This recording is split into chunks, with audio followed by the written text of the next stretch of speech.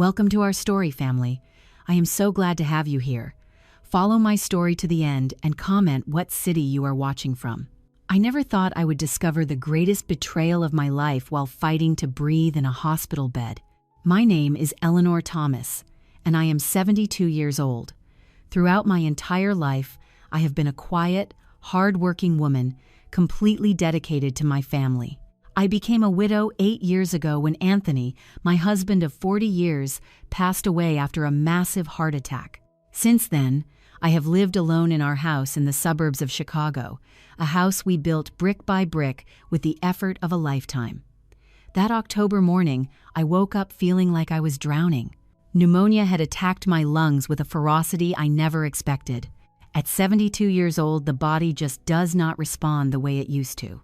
My daughter Ashley found me when she came to visit and immediately called an ambulance. "Mom, do not worry about a thing. I will take care of everything," she told me as they loaded me into the ambulance. At Memorial Hospital, Dr. Edward Moore explained the gravity of the situation to me. "Mrs. Thomas, the pneumonia is quite severe. You will need to be admitted for at least a week so we can treat it properly." Ashley cried when she heard the diagnosis, hugging me just like she did when she was a little girl. Her tears truly moved me. Despite our differences over the years, she was still my only daughter, my only real family bond since Anthony left us. "Take it easy, sweetheart. I have survived worse things," I told her with a weak smile, remembering the hard times when I worked double shifts as a secretary at a law firm just to pay for her college tuition. Ashley is 45 years old now. She has been married twice. From her first marriage came Sarah and Michael, my beloved grandchildren who are now 17 and 15 years old. 6 years ago, she met Matthew Smith, an ambitious and well-connected businessman. They got married 4 years ago in an opulent ceremony that I helped finance, even though I never really liked the guy. There was something in his eyes, a calculating coldness that gave me the chills. During those first few days in the hospital, Ashley came every morning with that worried look on her face that reminded me of when she was a kid and wanted to tell me something important. She would bring me flowers, homemade food, and news about my grandkids, but as the days went by, I started to notice something strange in her behavior. She avoided looking me straight in the eyes. She stuttered when talking about anything related to the house, and she was constantly checking her phone. I have always been a light sleeper, a trait that Anthony used to joke was my secret superpower. Maybe that is why, on the night of my 3rd day in the hospital, I could clearly hear the voices of Ashley and Matthew in the hallway right outside my door. It was around 10 at night, and they thought I was fast asleep under the heavy medication. "Now that she is admitted, it is the perfect time," my daughter said, in a tone I had never heard her use before. "My in-laws already have all the paperwork ready. It is just a matter of making the transfer today." My heart started racing, but I kept my eyes closed, pretending to sleep. "What transfer is she talking about?" "Are you sure she will not suspect anything?" Matthew asked. "How is she going to suspect anything? She can barely breathe. And besides, she trusts me blindly," Ashley replied with a coldness that froze my blood. "Plus, we will make her believe it is for her own good, that she is just too old to take care of such a big house." "My parents are really happy with the plan," Matthew continued. "The house is in an area that has gone up in value a lot. We could sell it for at least double what your parents paid for it." A sharp pain pierced my chest, and this time it had absolutely nothing to do with the pneumonia. For 45 years, Anthony and I had worked tirelessly to pay off that house. We had saved every single dime, then every dollar, sacrificing vacations and little luxuries. It was the only tangible thing I had left of him. Our home, our sanctuary. "And what will we do with her afterward?" Matthew asked. "We will take her to live with your parents. Ellen has experience taking care of the elderly." "Exactly. And we will keep the house. It is the most logical thing to do," Ashley answered, as if she were deciding on a dinner menu instead of her own mother's fate. I felt sick to my stomach. Ellen and Ralph Smith, Matthew's parents. They had always looked at me like I was a piece of old furniture just getting in the way. Ellen, with her delusions of grandeur and flashy jewelry, was always making comments about updating my house or modernizing the way I dress. Ralph barely even spoke to me, except to ask about the details of my pension or if I had any major investments. And what if she refuses? Matthew asked. She will not be able to refuse, Ashley said with a confidence that hurt me more than any sickness ever could. We will tell her it is for her own safety, that she simply cannot live alone anymore after this pneumonia. If she puts up a fight, we have Plan B, the power of attorney. Exactly. I already have the documents ready to go. I just need her to sign them. I will tell her they are hospital papers, just forms for the health insurance. She never reads them closely. The voices faded down the hallway, leaving me completely alone with the deepest betrayal I had ever imagined. My own daughter, the little girl I had given absolutely everything to, was planning to steal my home and lock me away with strangers while I was fighting a sickness that could have killed me. I could not sleep at all that night. Ashley's words just kept echoing in my head over and over again. I had always been a generous mother, maybe a little too generous. When Ashley got divorced from her first husband at 28 years old, I took her into my home along with her 2 young kids. For 4 straight years, I gave them a roof over their heads, put food on the table, and took care of my grandchildren while she put her life back together. I paid for her second wedding. I loaned her money countless times. I babysat the kids every single time she wanted to go out with Matthew. And now, at the very first opportunity, she was conspiring to strip me of everything. The next morning, Lucy Vance, the nurse taking care of me, immediately noticed my condition. "Mrs. Thomas, did you have a rough night? Your vitals are a bit elevated." Lucy was a young woman in her 30s, with that natural kindness that just shines through in a person's eyes. Over the previous few days, we had built a special connection, sharing stories during those long hospital nights. "Lucy," I said in a soft voice, "have you ever discovered something so terrible about someone you love that you just cannot even believe it?" She sat on the edge of my bed, something she probably was not supposed to do during her shift, but I was incredibly grateful for it. "Do you want to talk about it?" Sometimes it helps to share the heavy loads, and so I did. I told her everything I had heard, the conspiracy, the betrayal, the deep pain of knowing that my own daughter saw me as nothing more than an obstacle, a resource just waiting to be exploited. Lucy listened to me without interrupting once, with an expression that shifted from shock to outrage, and finally, to pure determination. "Mrs. Thomas, I have been working here for 4 years. I have seen a lot of families, and I am going to tell you something you might not want to hear. There are children who only ever remember their parents when they need something. But I have also seen strong ladies like you find the courage to fight back." Her words ignited a fire inside me, a spark of dignity and resistance that I thought I had forgotten long ago. "What can I possibly do, Lucy? I am sick. I am all alone." "You are not alone," she interrupted me, "and you are not as vulnerable as they think you are. You worked for 35 years at a law firm, right? You know your legal rights better than most people." She was absolutely right. For decades, I had worked as the head secretary at one of the most prestigious law firms in Chicago. Even though I never formally studied law, I had learned how to draft contracts, review tricky clauses, and spot deception hidden deep in the fine print. "You need to contact someone you trust," Lucy continued, "someone who can help you legally before it is too late." One man immediately came to my mind, Frank Olson. He had been our family lawyer for more than 25 years, and one of the very few close friends I had kept since Anthony passed away. "I need to use a phone, Lucy. Mine is usually in the drawer, but Ashley took it last night saying she was going to charge it." Another piece of the puzzle just clicked into place. Of course she had taken it, just to make sure I was completely cut off from the outside world. "Use mine," Lucy said, handing me her cell phone. "And do not worry, I will change your medication schedule to a time when your daughter is not around. That way, you can be more clear-headed when she comes to visit." When Ashley arrived later that morning, she found me looking groggy from the medication. I pretended to be much weaker than I actually felt. "How are you doing today, Mom?" she asked, kissing my forehead with lips that used to bring me warmth, but now felt as cold as a block of ice. "Just tired, sweetheart, so very tired," I replied, watching her carefully. She still could not look me in the eyes.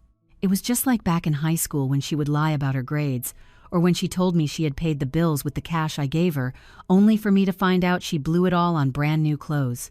"I brought you your reading glasses and some clean clothes," she said, setting a small bag down next to the bed. "Thank you, Ashley. How are things going back at the house?" She noticeably tensed up at the simple question. "Everything is fine, Mom. Do not worry about a thing." "What about my plants? You know those begonias need water every 2 days, right?" "Matthew is taking care of everything," she answered a little too quickly. Just another lie. Matthew had never once stepped foot in my garden, and he probably could not even tell a begonia from a basic geranium.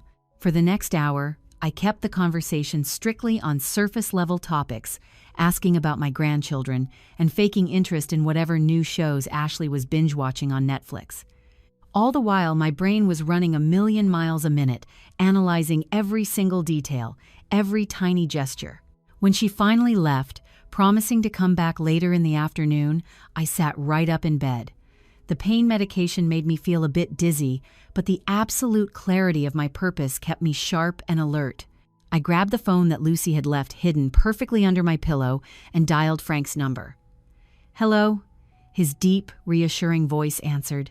It instantly brought back a flood of memories from much better days. "Frank, it is Eleanor. Eleanor Thomas." "Eleanor, what a pleasant surprise. I have not heard from you in months. How are you holding up?" "I am in the hospital, Frank. I came down with a bad case of pneumonia, but honestly, that is not the real problem right now." I told him absolutely everything. The late-night conversation I overheard, the heavy suspicions I had about possible fake loans or forged documents in my name, the wicked plan to steal my house and ship me off to live with the Smiths. There was a very long silence on the other end of the line. "Eleanor," he finally said with a dead serious tone. "I knew all too well. This is extremely serious. Are you 100% sure about what you heard?" "As sure as my name is Eleanor Teresa Thomas." I heard them loud and clear. "Frank, my own flesh and blood is plotting to rob me blind while I am lying here sick in a hospital bed." "I need to look into a few things," he said, shifting right into his professional lawyer voice. "I can come visit you at the hospital tomorrow. In the meantime, do not sign absolutely anything that Ashley, or anyone else for that matter, puts in front of you. Not a single piece of paper, no matter what they tell you it is for. Do we have a deal?" "Understood," I replied, feeling for the very first time in days that I was no longer fighting this ugly battle all by myself. "And, Eleanor," he added right before hanging up, "in the 30 years I have known you, I have never once seen you be wrong about a person's character. If your gut is telling you something is wrong, you are probably right." Those few words gave me the exact peace of mind I desperately needed. I was not going crazy. I was not just being paranoid. The betrayal was incredibly real, and now I had a powerful ally in my corner. Later that afternoon, Ashley came back with Matthew. What really surprised me was that they brought my grandchildren along too, Sarah and Michael. Seeing the kids filled me with a genuine burst of joy that almost made me forget about the horrible betrayal I had uncovered. "Grandma," Michael yelled, rushing over to my bed with all the carefree energy of a 15-year-old boy. "I brought you a drawing." He showed me a really well-done sketch of an ocean landscape. Michael had always possessed a natural talent for art, something that Ashley never really encouraged much, as she preferred he focus all his attention on math and science. "It is absolutely beautiful, honey," I told him, squeezing him with as much strength as my intravenous tubes would allow. Sarah approached the bed a bit more shyly. At 17 years old, she was stuck right in that complicated middle ground between childhood and becoming a young adult. She kissed my cheek and gently handed me a small bouquet of daisies, my absolute favorite flowers. "I picked them from the park," she told me in a quiet voice. "I know you like these way better than those fancy roses Mom is always bringing you." That simple little gesture touched my heart so deeply. My grandchildren knew me so much better than my own daughter ever did. While the kids were busy telling me all about their classes and their friends, I kept a close eye on Ashley and Matthew, who were hovering over by the window, whispering to each other and constantly checking their cell phones. At one point, Matthew stepped out into the hallway to take a phone call. "Grandma?" Sarah asked suddenly, dropping her voice so her mother would not overhear us. "Is it actually true that you are going to come live with us as soon as you get out of the hospital?" My heart completely dropped into my stomach.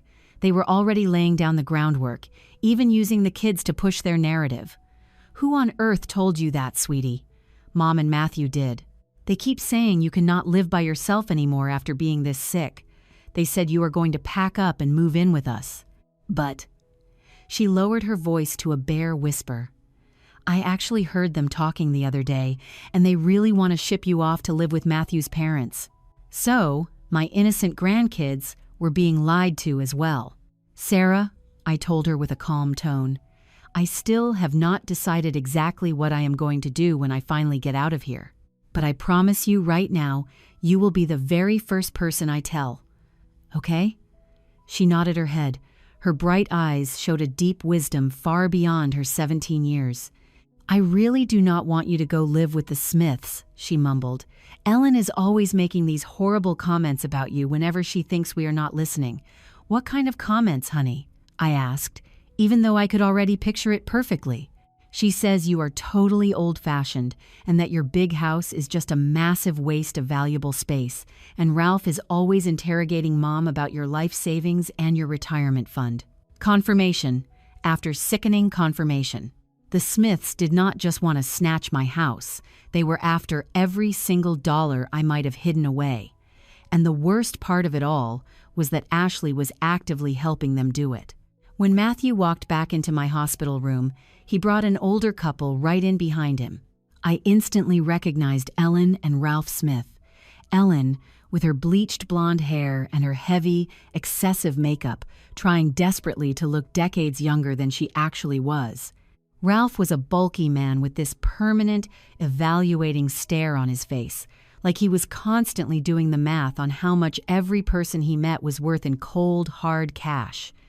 "Eleanor," Ellen exclaimed with a wildly fake joy that never quite reached her cold eyes. "What a thrill to see you doing so much better. We came down to check out the hospital because, well, pretty soon we are basically going to be neighbors." My stomach did a complete flip at her sheer audacity, but I kept my facial expression totally serene. "Neighbors? I am afraid I do not quite follow, Ellen."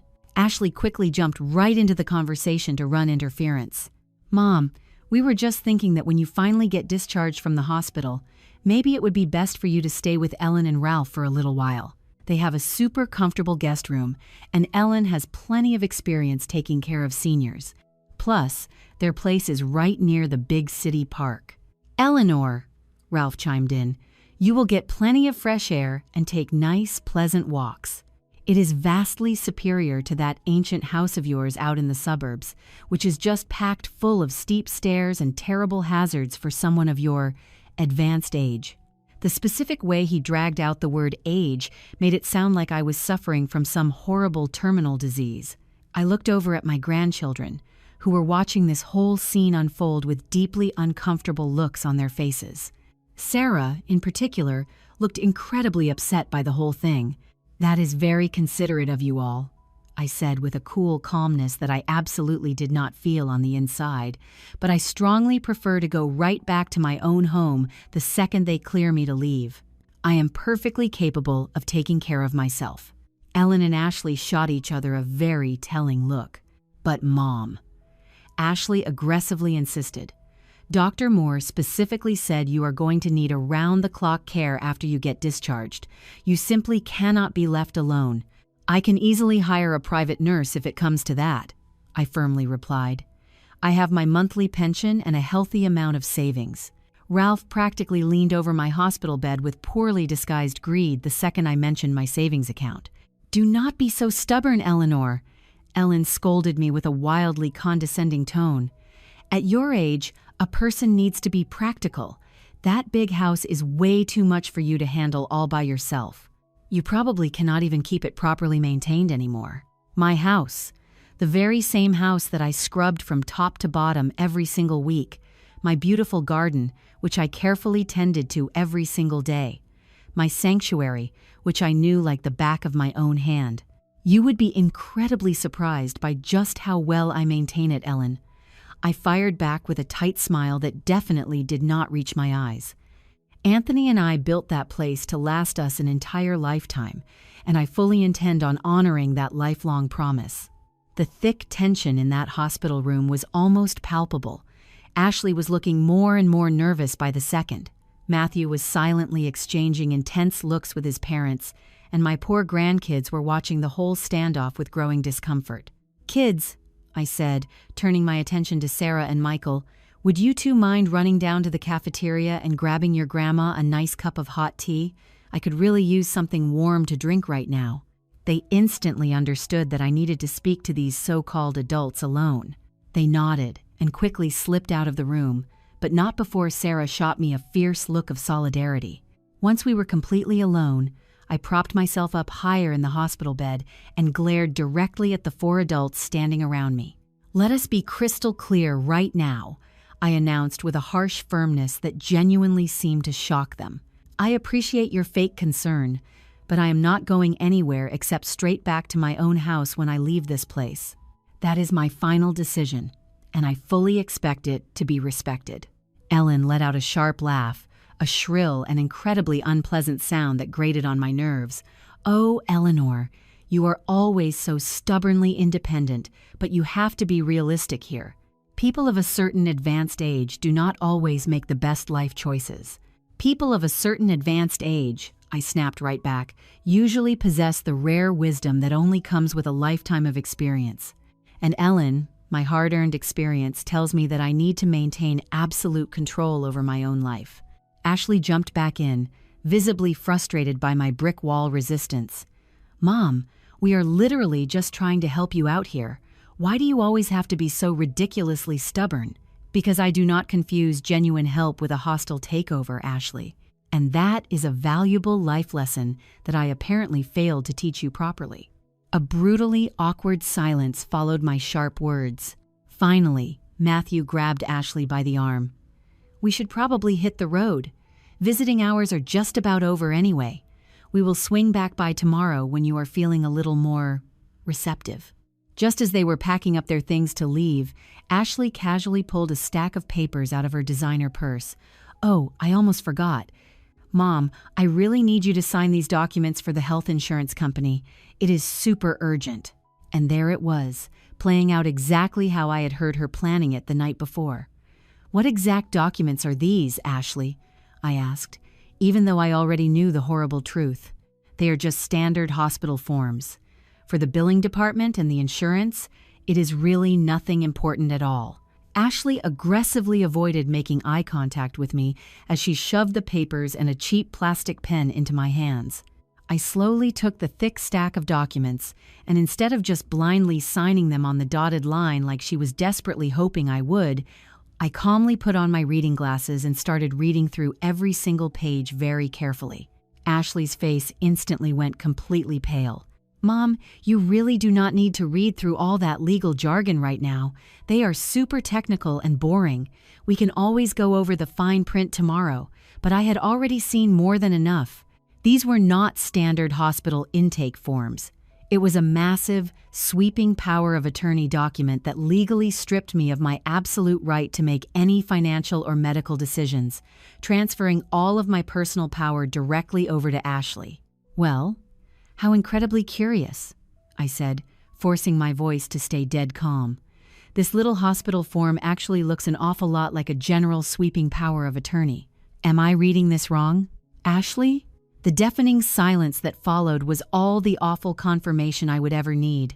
Ashley shot a panicked look over at Matthew, begging for some kind of backup, but he looked just as shocked as she was that I had caught on to their dirty little scam so quickly. "Mom, I swear I can explain everything." Ashley started to stutter, but I firmly raised my hand to shut her down. "There is absolutely nothing left to explain here. These twisted documents would officially declare me legally incompetent to handle my own private affairs. They would turn me into a helpless prisoner locked inside my own life." I folded the papers right in half and tossed them back at her. "I am not signing these papers, not today and not ever." But, Mom, and I want every single one of you to get out of my hospital room right this very second." Ellen aggressively stepped forward, completely dropping any fake pretense of being a sweet, caring in-law. "You are making a massive mistake right now, Eleanor. We are only trying to protect you from yourself. What exactly is going to happen when you suffer another terrible health crisis and you are all alone in that giant empty house?" I stared directly into her cold eyes, seeing the naked, ugly greed burning inside them for the very first time. "What is going to happen, Ellen, is that I am going to continue making my own choices, just like I have done for the last 72 years of my life. And now, I am asking all of you to please leave." Ralph quickly grabbed Ellen by the arm, clearly understanding that this little ambush had totally fallen apart. Matthew gently shoved Ashley toward the heavy door, while she just stared back at me with a messy mix of deep frustration and genuine shock. When they finally walked out, I fell back against the hospital pillows, my entire body shaking. The ugly confrontation had left me physically drained, but it also left me feeling strangely energized. For the very first time in years, I had fiercely defended my boundaries without apologizing to anyone for doing so. My sweet grandkids came back into the room a few minutes later holding my hot tea. "Are they already gone?" Michael asked, sounding incredibly relieved. "Yes, honey. We just had a little difference of opinion, that is all." Sarah sat down carefully on the edge of my bed. "Grandma, are you really mad at Mom right now?" I paused, thinking very carefully about how to answer that question. I did not want to turn my grandchildren against their own mother, despite the awful things she was currently doing to me. "I am not mad at her, Sarah. I am just disappointed. There is a big difference between the two. Anger eventually passes. Disappointment leaves a permanent scar." Michael walked closer to the bed, looking extremely serious. "Is it about the house? Because I heard Mom and Matthew whispering about selling the place, so my worst suspicions were totally confirmed. They did not just want to sign the deed over to the Smiths, they wanted to flip it and sell the place for pure profit. The house is definitely a big part of the problem," I openly admitted, "but there is something much more important at stake here. My basic human right to decide what happens in my own life." Sarah nodded her head with deep understanding. "Do not let them take that away from you, Grandma. You always tell us that a person's dignity is the absolute last thing they should ever lose." Hearing my very own life lessons repeated back to me by my sweet granddaughter hit me hard. I felt hot tears welling up in the corners of my eyes. "And I will never lose it, my sweet girl. I promise both of you that." When visiting hours officially ended for the night, my grandkids said their goodbyes with tight hugs and big promises to come back and see me the very next day. I was left totally alone with my racing thoughts, trying to plan out my very next move. Tomorrow, Frank was coming to see me. Tomorrow, I was going to start taking back absolute control of my life. Bright and early the next morning, Frank Olson showed up exactly at 10 o'clock. At 65 years old, he still maintained that same commanding presence I remembered from our long days working at the courthouse together, even though his dark hair was now heavily streaked with gray and he had to wear glasses just to read. The second he walked through that hospital door, I felt a massive weight lift right off my tired shoulders. "Eleanor," he said softly, taking my hand tightly in both of his, "you really gave me a huge scare. How are you holding up in here?" "Physically, I am doing a lot better," I replied. "But emotionally, I am completely destroyed." He pulled up a chair next to my bed and pulled a thick manila folder out of his leather briefcase. His face had turned incredibly serious, which immediately told me that the news he brought was not going to be good. "I have been doing some serious digging since we talked on the phone yesterday, Eleanor, and what I have found out is highly disturbing. Tell me absolutely everything, Frank. No matter how bad it gets, I need to hear the whole truth." He nodded grimly, flipping the file folder open on his lap. "First of all, there is indeed an active attempt to transfer the deed of your house straight over to Ellen and Ralph Smith. The legal documents supposedly have your signature on them, but," he looked me dead in the eye, "that is not really your handwriting, is it?" He held up a printed copy of the legal document. The messy signature looked vaguely like mine, but anyone who actually knew me well could instantly spot that it was a total forgery. No, that is absolutely not my signature. I never signed anything even close to that in my life. That is exactly what I thought. It is a pretty sloppy forgery, too. Any decent handwriting expert would flag it in a heartbeat. How could they possibly pull something like this off? I asked, feeling a terrible mix of hot anger and deep vulnerability. Unfortunately, it is a lot easier to pull off than you might think. Ashley has total access to your personal files. She knows all of your private data. She probably has photocopies of your social security card and your driver's license. There is more bad news, is not there? I asked, noticing the dark look still plastered on his face. Frank took a long, deep breath. I am afraid there is, Eleanor. Over the last 6 months alone, several massive loans have been taken out in your name. Altogether, they add up to almost $70,000. The small hospital room literally felt like it was spinning around me. $70,000 in crippling debt that I never even asked for. How is that even possible? Are not the big banks supposed to verify these things? Some of these sketchy loans came from highly unregulated online lenders, Eleanor, and the others are from local banks where Ashley probably has inside contacts or just handed over those forged documents. I buried my face in my hands, feeling a sickening wave of deep shame and absolute horror wash over me. They did not just come from my house, they came from my good name, my flawless credit score, the sterling reputation I had spent my entire life building. This is a massive federal crime, Frank. Forgery, total identity theft, straight-up fraud. That is exactly right, he confirmed with a sharp nod. And we have more than enough hard evidence to file a massive police report right now, if that is what you want to do. I just sat there in total silence, trying to process the sheer magnitude of this sick betrayal. It was one thing for them to try and snatch my house out from under me, but it was a completely different level of evil to rack up crazy debts in my name, destroy my credit, and nuke the financial safety net I had spent decades carefully building. What exactly do we know about the Smiths in all of this? I finally asked. Frank pulled another stack of printed pages out of his legal folder. Well, that is actually another incredibly interesting piece of this crazy puzzle. Ellen and Ralph Smith are definitely not the model citizens they pretend to be in public. They have a criminal record, Eleanor. About 10 years ago, they were caught up in a wildly similar case over in New York. They were officially accused of manipulating an elderly woman into signing over her entire estate to them. The criminal case fell apart because the poor victim suddenly passed away right before the trial started. But there is a very clear, ugly pattern here. A cold shiver ran violently straight down my spine. They did not just want my house. These people had actual, real-world experience running these twisted scams on the elderly.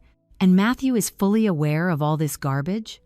From what I have been able to dig up, Matthew is in on this right up to his neck. In fact, I am pretty sure he is the mastermind running this whole operation. Ashley is probably just acting as a useful tool rather than the main instigator. That explains so many things. Ever since Ashley started dating Matthew, she had completely changed as a person.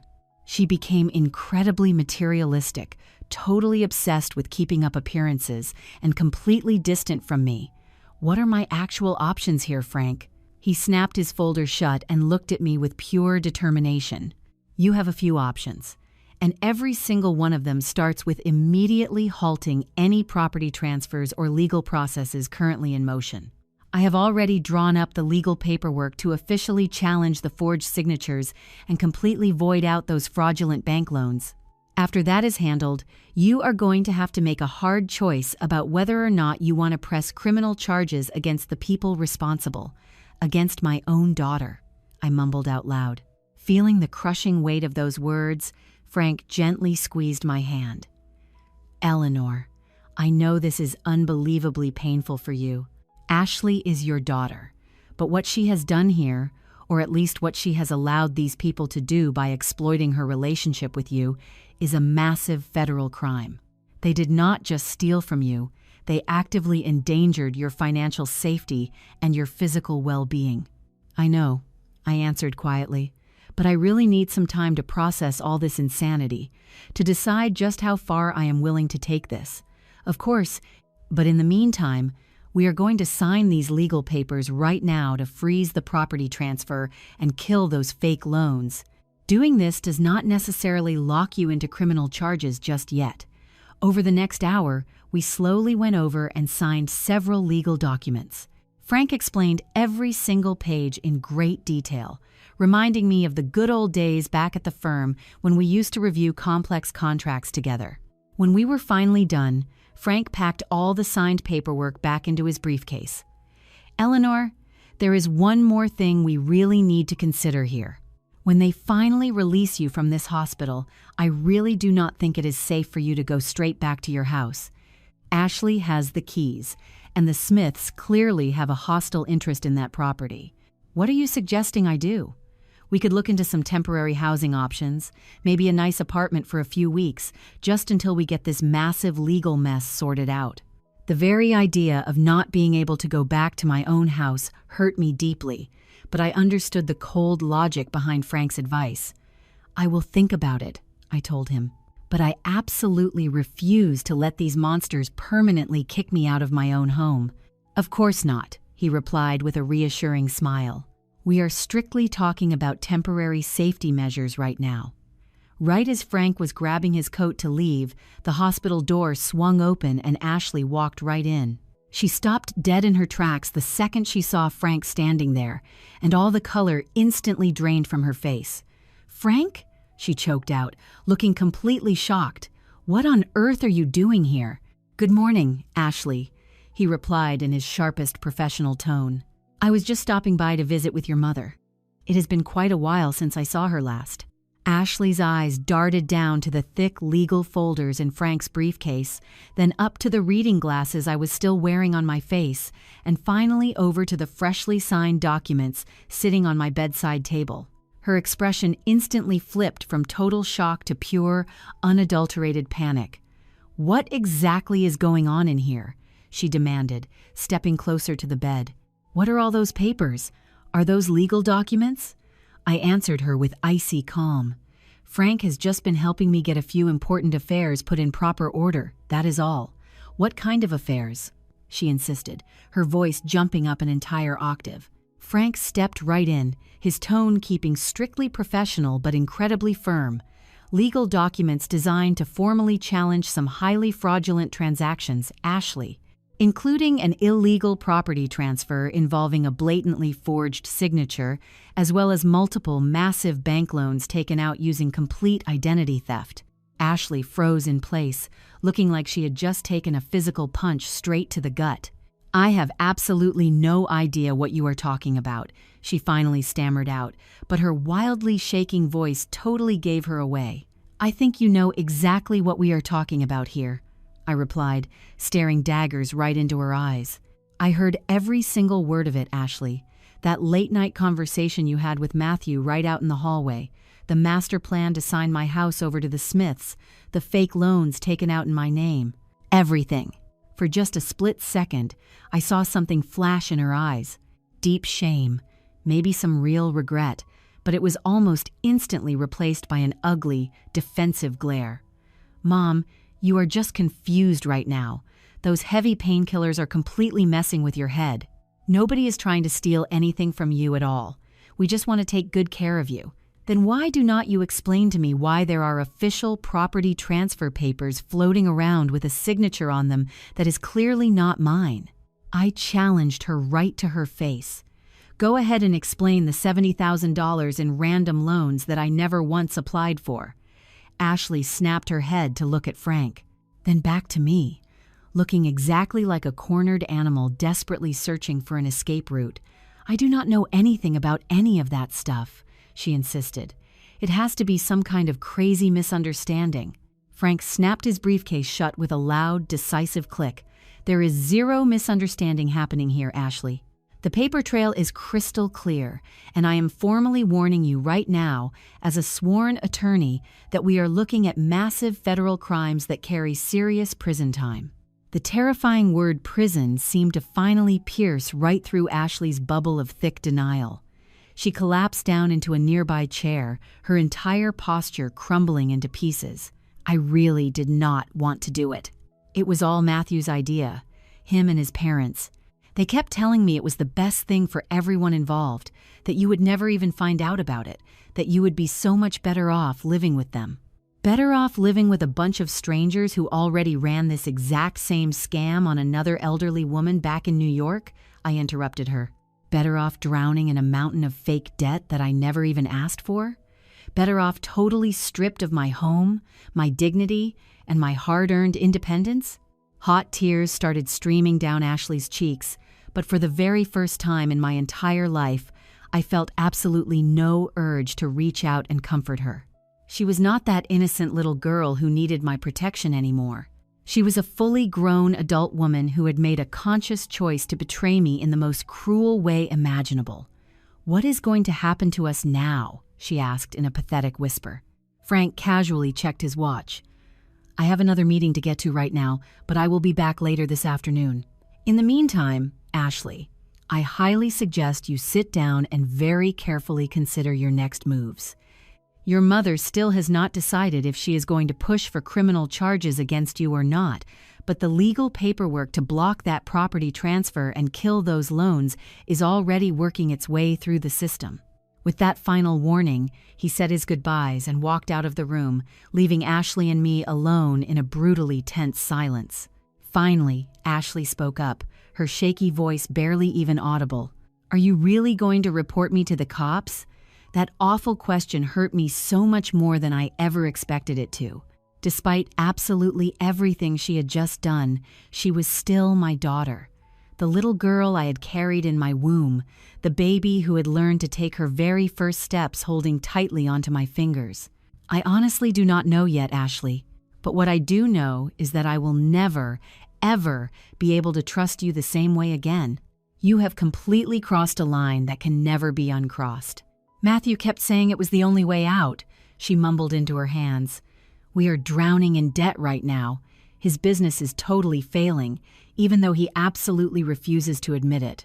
The other loans we took out just did not fix the problem. We just needed more cash. So you just decided to rob your own mother blind. I finished the sentence for her. The very person who literally gave you life, the woman who raised you all by herself when your father walked out on us, the mother who took you and your kids in when your first marriage blew up, the one who paid for your massive wedding to Matthew. Ashley did not say a single word back. Her deafening silence was all the confirmation I needed. "I want you to leave this hospital room right now," I told her, with a chilling calmness that honestly surprised me. "And I do not want to see your face again until I am fully ready to speak with you." "But, Mom." "Just go, Ashley. Please." She slowly stood up from the chair, grabbed her purse, and started walking over to the door. Right before she stepped out, she turned back around to face me. "I am so sorry," she whispered into the quiet room. "I am truly sorry for all of this." "I am sorry too," I replied, "so much more than you could ever possibly imagine." When the heavy door finally clicked shut behind her, I let the hot tears I had been fighting back finally spill over my cheeks. I cried for the sweet daughter I thought I knew, the one who simply did not exist anymore. I cried for all that shattered trust, for the decades of unconditional love that apparently meant absolutely nothing in the end. And I cried for myself, for the 72-year-old woman who was now staring down a vastly different future than the one she had imagined. But as I sat there crying, I felt something else start to grow deep inside my chest. A fierce determination, a raw strength I had no idea I still possessed. Ashley and the Smiths had made one fatal mistake in all of this. They had completely underestimated me. They just saw a vulnerable old lady, an incredibly easy mark. They failed to see the tough woman who survived the brutal poverty of her youth, who raised a child totally alone, who built a rock-solid career over 35 years, who faced the tragic death of her husband with pure dignity and kept right on moving forward. I was not a helpless victim. I never truly was. I had just been waiting for the exact right moment to remind everyone around me exactly what I was made of. What would you do if you were in my shoes? Have you ever gone through a crazy situation like this? Leave a comment down below and make sure you do not miss the upcoming chapters where Eleanor fights to completely reclaim her dignity and her independence. The morning right after my explosive confrontation with Ashley, Dr. Moore walked into my hospital room with some genuinely great news. Mrs. Thomas, your lungs are responding incredibly well to the new treatments. If everything stays on this track, we might actually be able to discharge you in 3 or 4 days. That kind of news would normally have me jumping for joy, but right now, it just brought up a lot of mixed feelings. Getting out of this hospital meant I would have to directly face all the horrible things I had just uncovered. Thank you, doctor. That really is great news. Lucy, the sweet nurse who had quickly become my strongest ally in all this, walked in shortly after carrying my morning medications. You are looking a whole lot better today, Mrs. Thomas, she commented while wrapping the cuff around my arm to check my blood pressure. The news from Frank really gave me a lot of strength, Lucy. I finally know for sure that I can defend myself in all of this. She smiled brightly, giving my hand a very gentle squeeze. I honestly never doubted you for a second. There is a massive difference between just getting older and actually being weak. A lot of ignorant people confuse the two of those things. But not you, right? Her kind words brought me so much comfort. For way too long, maybe I had actually started confusing those two things myself, letting other people, even my own daughter, make my life choices for me under the fake excuse that they were just trying to protect me. Frank arrived right around noon, but this time he brought 2 people I had never met before. A young man and a young woman, both dressed in very sharp, professional clothes. Eleanor, I would love to introduce you to Martha Carter and Jason Davis, Frank said. Martha is an absolute expert in complex financial crimes, and Jason is a licensed private investigator. They are both helping us build out your case. I said hello to both of them, totally blown away by the incredible level of legal support Frank was pulling together for me. Is all this heavy backup really necessary right now? I asked, feeling just a little bit overwhelmed by the whole thing. Frank nodded his head with a grim look on his face. I am afraid it absolutely is, Eleanor.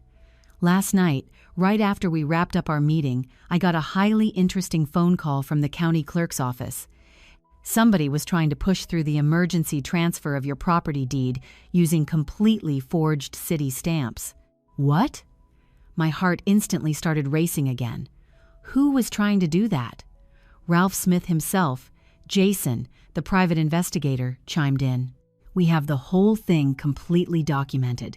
He was caught dead to rights on the building's security cameras, and the clerk who helped him already gave us a sworn statement.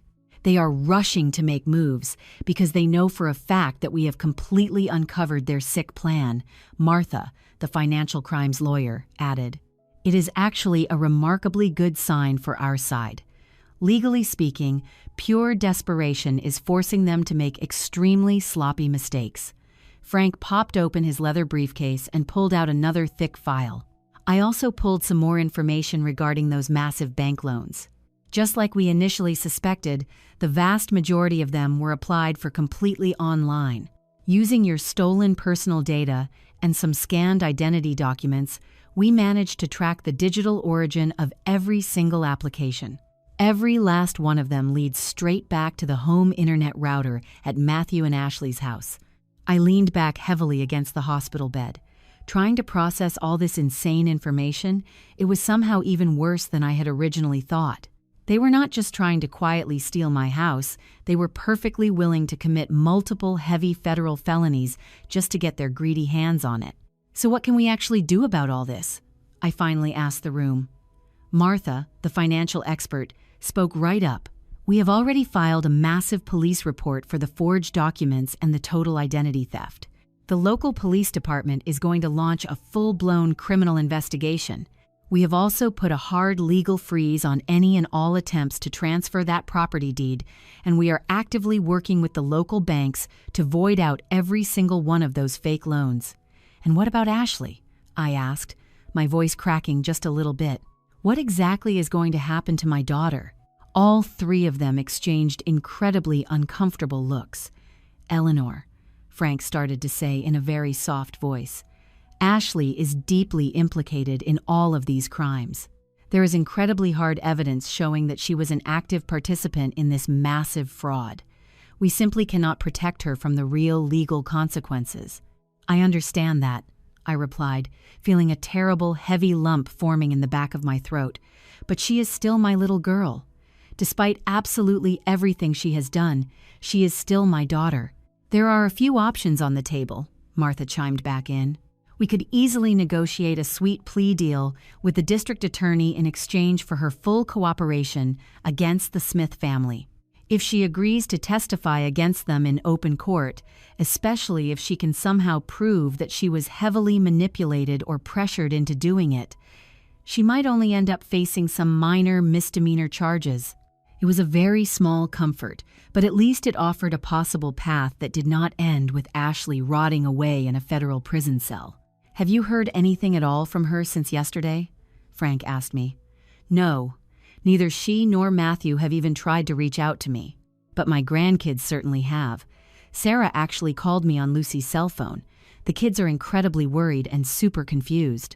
Ashley has been running around telling them that I am completely out of my mind on heavy hospital drugs and making completely irrational life choices. Frank instantly scowled. They are actively trying to discredit you right now. It is an incredibly common dirty tactic in these types of fraud cases. They are going to try and make everyone believe that the victim is not in her right mind anymore. Well, my grandkids are certainly not buying any of it, I said with a burst of pure pride. Sarah told me she has never heard me speak with so much crystal clear focus and absolute determination before. Jason, the quiet private investigator, had been taking detailed notes throughout this entire conversation. Mrs. Thomas, we really need to start preparing for when the hospital finally discharges you. Like Frank brought up yesterday, it is just not physically safe for you to go straight back to your house right now. I have been thinking a lot about that, actually, I replied. I have an old friend down in Tampa, Florida, Margaret Lewis. We were desk partners back at the law firm for 30 years, and we always managed to stay in touch. I could easily go stay with her for a little while. Tampa, Florida. Frank considered the idea for a moment. That is actually a really solid option. It is far enough away to give you plenty of breathing room, but close enough that we can easily handle all the complex legal aspects of this case. Plus, Martha added, getting you out of Chicago for a while could be incredibly beneficial from a strategic standpoint. If the Smiths have no idea where to find you, they will have zero opportunity to try and harass or manipulate you into dropping the charges.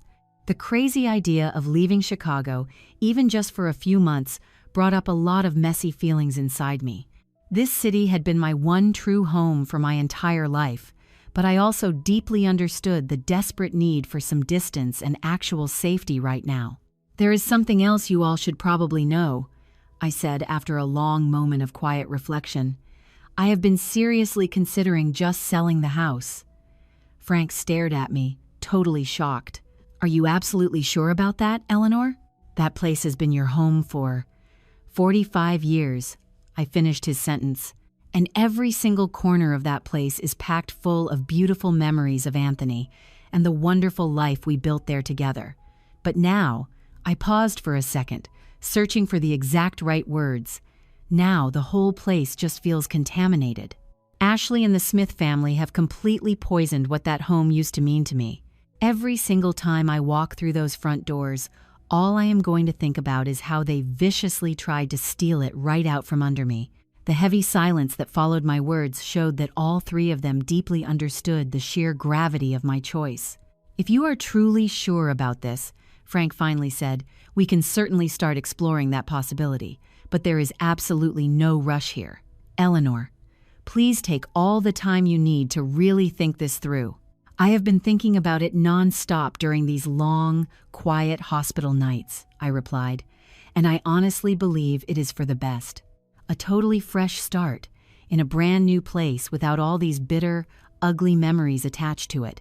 Our intense meeting carried on for another full hour, while we slowly hammered out a bunch of complex legal and logistical details. By the time we finally wrapped things up, I felt physically exhausted but so much more confident about the hard path I was about to walk down.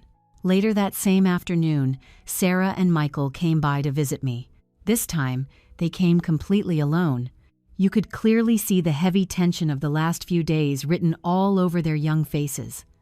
"Grandma," Sarah said, pulling up a chair right next to my bed, "the house is an absolute disaster zone right now. Mom and Matthew will not stop screaming at each other, and the Smith grandparents are just constantly coming and going at all hours." Michael nodded in agreement, quickly adding, "Matthew actually smashed a big vase against the wall yesterday, just screaming his head off about some meddling old lady who completely ruined all his master plans. I am pretty sure he was talking about you." "I am absolutely sure he was," I replied, feeling a sharp stab of pure pain just picturing my sweet grandchildren stuck right in the middle of that incredibly toxic environment. "How are you two holding up in all this mess? We are just really worried about you," Sarah said. "Mom keeps telling everyone that you are super sick and horribly confused, but I do not buy a single word of it. Honestly, you seem sharper and stronger right now than I have seen you in a really long time." "She also keeps claiming that you are getting brainwashed by your lawyer," Michael added with a huge smirk of total disbelief. "As if you, a woman who literally worked her entire life at a law firm, would not know exactly what solid legal advice looks like." Their smart words filled my heart with so much pride. My grandkids really did know me vastly better than their own mother did. "There is something I really need to tell both of you," I said to them, firmly deciding that they deserve to hear the absolute truth from me. "When they finally let me out of this hospital, I am not going to be going straight back to my house. I am going to fly down and stay with an old friend of mine in Tampa, Florida for a little while."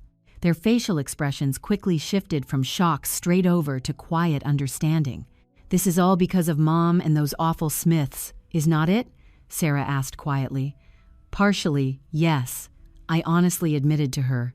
"I just really need some space and some quiet time to get a few major legal issues totally sorted out." "Are we allowed to come visit you down in Florida?" Michael asked almost instantly. "Of course you can, my sweet boy. Both of you will always be more than welcome wherever I end up going." "Grandma?" Sarah whispered, dropping her voice super low like she was terrified someone might overhear us. "There is something else you really need to know. I accidentally overheard Matthew and Ralph talking late last night. They were mentioning something about sneaking into your house and tearing the place apart looking for important files, expensive jewelry, basically anything of real value before it was too late." My pulse skyrocketed instantly. "Are you absolutely sure you heard that correctly?" She nodded her head with a grim look. 100% sure. They specifically said they had to do it tomorrow night, right when that nice neighbor lady who holds your spare key leaves for her weekly yoga class. Mrs. Carmichael, my wonderful neighbor of many decades, did indeed keep an emergency spare key to my house. And yes, every single Thursday night without fail, she went down to the local community center for a yoga class. "Thank you so much for warning me about this, Sarah," I said, grabbing her hand tight. "This information is incredibly important right now." As soon as my grandkids headed out for the evening, I immediately grabbed the phone and called Frank. I relayed every single word that Sarah had just told me and practically begged him to call Mrs. Carmichael and warn her not to let a single soul near my front door under any circumstances whatsoever. "I will take care of that right this second," he firmly assured me over the phone, "and I am going to send Jason to stake out your house tomorrow night. If they are stupid enough to try and break in, we will document the whole thing on video and tack it right onto their growing police file." That night, while I was tossing and turning trying to get some sleep, I just kept thinking about how drastically my entire life had completely flipped upside down in just a single week. I had gone from being a quiet, peaceful widow just trying to enjoy her golden retirement years to being deadlocked in a vicious legal war against my very own daughter. The stinging pain of that brutal betrayal was still incredibly sharp, but it had slowly been replaced by a wall of rock-solid determination. Eleanor Thomas was absolutely not going down as some helpless victim. I was going to seize total control over my life and build a brand new future for myself, with or without Ashley's blessing. Early Thursday morning, Frank showed up with some fresh updates. We spoke with Mrs. Carmichael, and she is fully aware of the situation now. She was actually incredibly helpful. She told us that Ashley and Matthew had already tried pressuring her into handing over your spare house key almost 2 weeks ago. They used the lame excuse that they wanted to set up a big surprise party for when you finally came home from the hospital. Thank God she never gave it to them. I sighed with heavy relief. And there is even more, Frank continued. Jason managed to dig up something highly interesting regarding the Smith family. Aside from that sketchy case out in New York I told you about, it looks like there was another wildly similar incident right here in Chicago just 3 years ago. An older lady, a retired school teacher, mysteriously transferred the deed of her house straight over to Ellen Smith just days before she suddenly died. Her family desperately tried to fight the transfer in court, but they just did not have enough hard evidence to prove it. It is a total pattern, I whispered, feeling physically sick to my stomach. They do this systematically for a living. That is exactly right, Frank nodded. And finding this out massively strengthens our case. It proves clear premeditation and establishes a very specific, repeatable criminal method. Later that same afternoon, while Lucy was helping me take a slow walk down the hospital halls just to stretch my tired legs, I spotted Ashley from way down the corridor, deep in conversation with Dr. Moore. Neither of them saw me standing there, and I could easily catch little pieces of their hushed conversation, a constant state of confusion. The heavy pain meds are totally clouding her judgment. Wildly irrational life choices, Ashley was rambling on, while the doctor just stood there listening with a totally blank look on his face. I completely understand your deep concern here, ma'am, Dr. Moore calmly replied, but I must be honest with you, I have not observed a single sign of any mental confusion in your mother. Quite the opposite, actually. She is perfectly sharp, lucid, and completely aware of her surroundings. You just do not know her the way I do. Ashley aggressively pushed back. She is currently being completely manipulated by her old lawyer. He is a guy who has always held way too much power over her head. Dr. Moore stood his ground. I am very sorry, but I simply cannot sign off on any kind of mental incompetency certificate when there is absolutely zero clinical evidence to back it up. And in your mother's specific case, there is simply none whatsoever. Ashley aggressively stomped away, looking visibly furious, never once noticing I was standing right there. Lucy and I exchanged a very knowing look. They are getting incredibly desperate now, Lucy whispered down to me. They are literally trying to get you declared legally insane so they can take total control of all your assets. They are never going to pull it off, I replied with absolute determination. Dr. Moore is an incredibly honest man. He is never going to play along with their sick little games. We slowly made our way back to my hospital room, where we found Frank waiting inside with a terribly grim look on his face. I just got off the phone with Jason, he announced the second we clicked the door shut.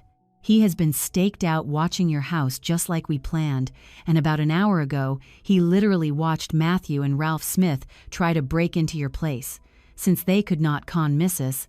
Carmichael out of the spare key, they tried to pry open one of your back windows with a crowbar.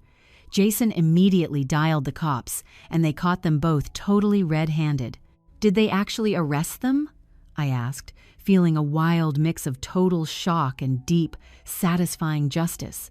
Yes, they did. They are sitting in a holding cell down at the police station right now, giving their official statements. They desperately tried to cover it up by saying they were just stopping by to pick up some important medications for you, but the cops did not buy a single second of it. Especially after they searched Ralph's car and found a bunch of empty duffel bags along with a handwritten list of your most valuable items. Expensive jewelry, financial files, vintage paintings. I fell back onto the hospital bed, completely blown away by the sheer, crazy audacity of what they had just tried to do. What about Ashley? Was she there with them? Frank shook his head. No. According to Jason's report, it was strictly Matthew and Ralph out there tonight. But this right here is a massive turning point for us, Eleanor. We now have rock-solid, concrete proof of active criminal behavior. This is no longer just your word against theirs. So what is going to happen to them now?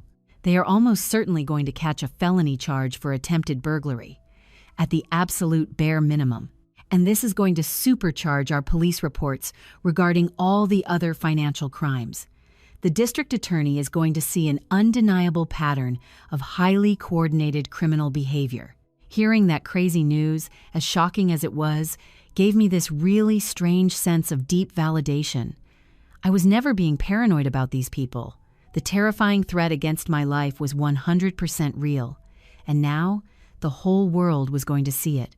Later that night, while I was choking down a terribly bland hospital dinner, I got a highly unexpected visitor. Ellen Smith blew into my room like a total hurricane, her face completely twisted up with pure rage. "You absolute witch!" she screamed, pointing an aggressive, shaking finger right at me. "You just had my husband and my sweet son arrested by the police." I sat straight up in my bed, absolutely refusing to let this awful woman intimidate me in my own room. "I did not have anyone arrested tonight, Ellen. Your criminal family members chose to illegally break into my private home. They are facing their own natural consequences, not mine. This whole mess is entirely your fault. You and that nosy, meddling lawyer of yours? If you had just shut your mouth and signed the damn papers like a sensible old lady, this would have been so much easier for everybody." Her sheer, blind arrogance absolutely disgusted me. Easier for exactly who, Ellen? For you greedy people who were trying to rob me blind?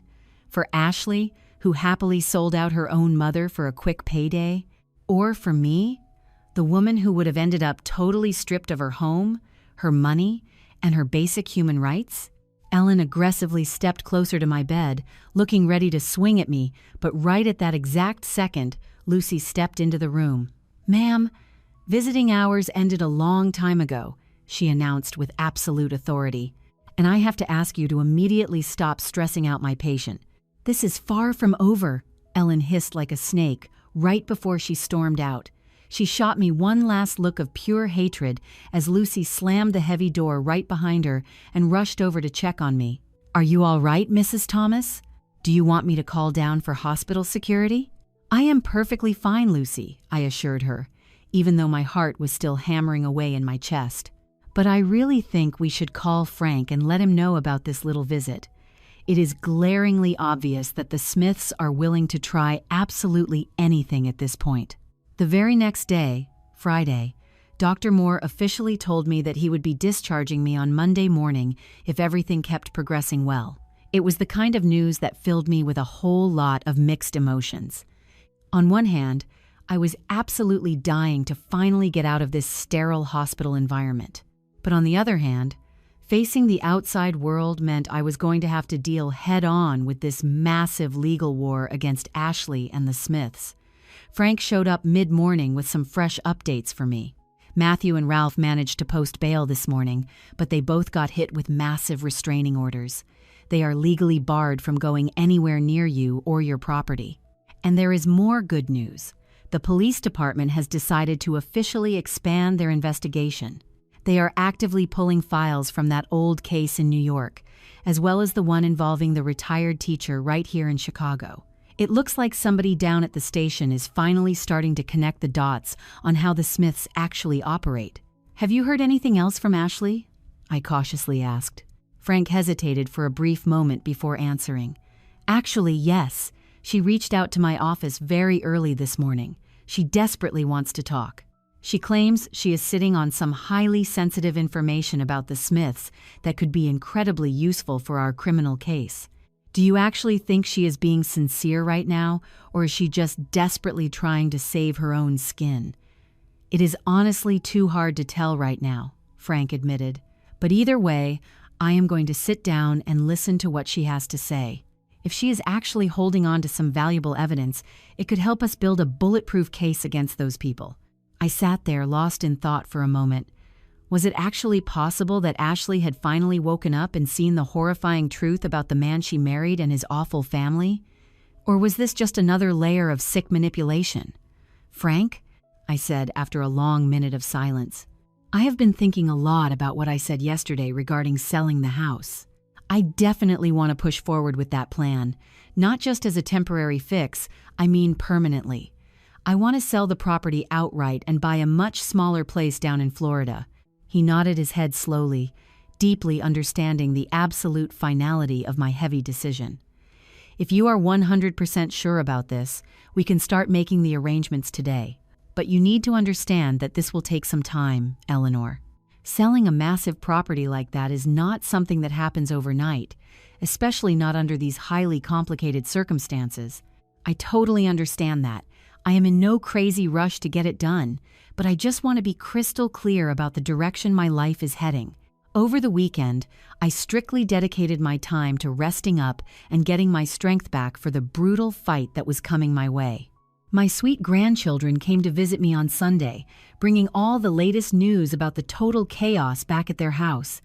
Mom and Matthew are officially sleeping in totally separate bedrooms now, Sarah told me quietly. And the Smith grandparents literally stopped coming around the house altogether. Mom just keeps screaming that it is entirely their fault that this whole thing blew up in their faces. Has your mother mentioned anything else about me lately? I asked very cautiously. Michael nodded his head. Yeah, she completely stopped telling people that you were confused or crazy. Now she just keeps crying and saying that a massive, terrible mistake was made and that things are not really what they seem to be. That is incredibly typical, I muttered under my breath. When the blatant lies stop working, just fall right back on vague ambiguity. Grandma, Sarah asked, reaching out to gently hold my hand, is it actually true that you are planning on selling the big house? Yes, sweetie, I really have decided that it is the best thing to do. There are just way too many heavy memories tied up in that place. Some of them are wonderfully good, but others are just incredibly painful now. And you are really going to move all the way down to Florida? That is so incredibly far away. Michael's eyes instantly welled up with big tears. It honestly is not that far away at all, I firmly assured him. It is just a quick 2-hour flight, and you two will be able to fly down and visit me absolutely whenever you want. In fact, I am actually going to need you both to help me pick out the new place. I am definitely going to need extra bedrooms for whenever you guys fly down to stay with me. That idea actually seemed to cheer them up quite a bit, even though I could still clearly see that the thought of me living so far away made them incredibly sad. We really just want you to be okay, Grandma, Sarah said with a deep maturity that truly touched my heart. I am going to be just fine, my sweet girl. I promise you, I am going to be just fine. Bright and early on Monday morning, exactly 2 full weeks after I was first admitted for that terrible pneumonia, Dr. Moore officially signed my discharge papers. Frank came up to the room to pick me up, and he brought along Margaret Lewis, my dear old friend from Florida who had booked a flight all the way up here just to be by my side. Margaret, at 68 years old, still had all the wild, boundless energy and bright enthusiasm that had always defined her personality. We had first met working side by side as secretaries at the law firm, and even though our lives took vastly different paths when she moved down to Florida 15 years ago, we had always managed to maintain a beautiful, deep friendship. "Margaret," she exclaimed, hugging me tightly, "you are so thin. We are going to fix that with a good, hearty, homemade casserole." Her cheerful presence was exactly what I needed after days of tension and confrontations. "Thank you for coming, Martha," I told her, genuinely grateful. "You have no idea what this means to me. You are joking, but I have spent years trying to convince you to move down to Charleston.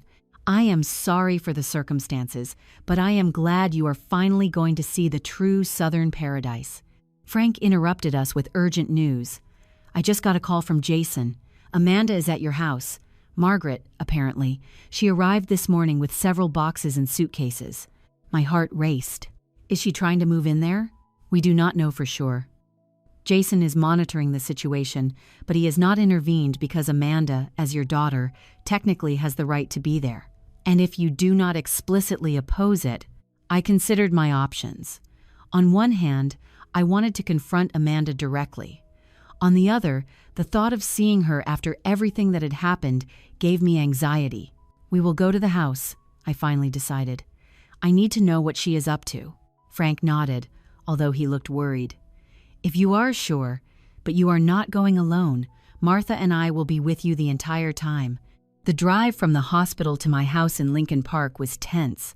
As the taxi moved through the familiar streets, I felt a mix of nostalgia and apprehension. This neighborhood had been my home for my entire adult life. I knew every corner, every shop, every neighbor. When we arrived in front of my house, we saw Amanda's car parked out front. Jason, the private investigator, was waiting discreetly in his vehicle a little further down the street. "She has been inside all morning," he informed us when we approached. "She has come out several times to put boxes in the trunk, but she has not loaded anything that looks extremely valuable." I took a deep breath and walked toward the front door, with Frank and Martha flanking me protectively. I used my key and stepped into my house for the first time in 2 weeks. The familiar smell hit me immediately. It was a mix of old books, the lavender air freshener I always used, and the light wood scent of the furniture that Arthur and I had chosen together decades ago. "Amanda!" I called out, my voice echoing in the hallway. There was a noise upstairs, and then hurried footsteps coming down the stairs. Amanda appeared, her face pale and her eyes red, as if she had been crying. "Mom," she said, stopping abruptly when she saw Frank and Martha. "I did not know you were coming today." "It is my house," I replied simply. "What are you doing here, Amanda?" She hesitated, looking nervously at Frank. "I am just gathering some things for the kids. Clothes, books, toys they left here." It was a plausible explanation. My grandchildren spent so much time at my house that they actually did have a lot of belongings here. "And you needed to come exactly today, when you knew I was being discharged from the hospital?" Amanda looked down. "I wanted to have everything ready before you came back, so I would not bother you." "Like you did not bother me when you tried to steal my house?" The words came out harsher than I intended, but I could not hold back the accumulated pain and anger. "Mom, I did not." She started, but stopped when she saw my skeptical look. "It was not how you think. Things got complicated, and Matthew and his parents pressured me." "Save the excuses, Amanda," I interrupted. "Frank has told me everything. The fraudulent loans, the forged documents, the attempt to declare me mentally incompetent, and worst of all, the plan to send me to live with the Smiths while you all kept my house." Tears began to stream down her cheeks. "It was not my idea, I swear. I just wanted—" "What, Amanda? What exactly did you want?" She collapsed into an armchair, looking defeated. "We were desperate, Mom. Matthew has been losing money on bad investments for years, but pretending everything was fine. The previous loans did not work out. The banks would not give us any more credit, and then the Smiths suggested this solution." "A solution that involved robbing your own mother," I pointed out, feeling my anger give way to a deep sadness. "I know," she sobbed, "and you have no idea how much I regret it. When Matthew and Robert were arrested, I finally saw the reality. I have been blind, Mom. I was so desperate to maintain a lifestyle we could not afford that I lost sight of what really matters. I wanted to believe her. A part of me, the mother who would always be there no matter what, wanted to hug her and tell her everything would be fine. But another part, the woman who had been betrayed at her most vulnerable moment, remained cautious. "Where is Matthew now?" "He is gone," she said. "After the arrest, we had a terrible fight. I told him I could not go through with this, that what we had done was wrong. He said I was being a sentimental fool. He said the Smiths were right about you, that you were just a useless old woman sitting on a gold mine." Her voice cracked. That was when I truly saw who he was, a predator, just like his parents. Frank, who had been listening quietly, stepped in.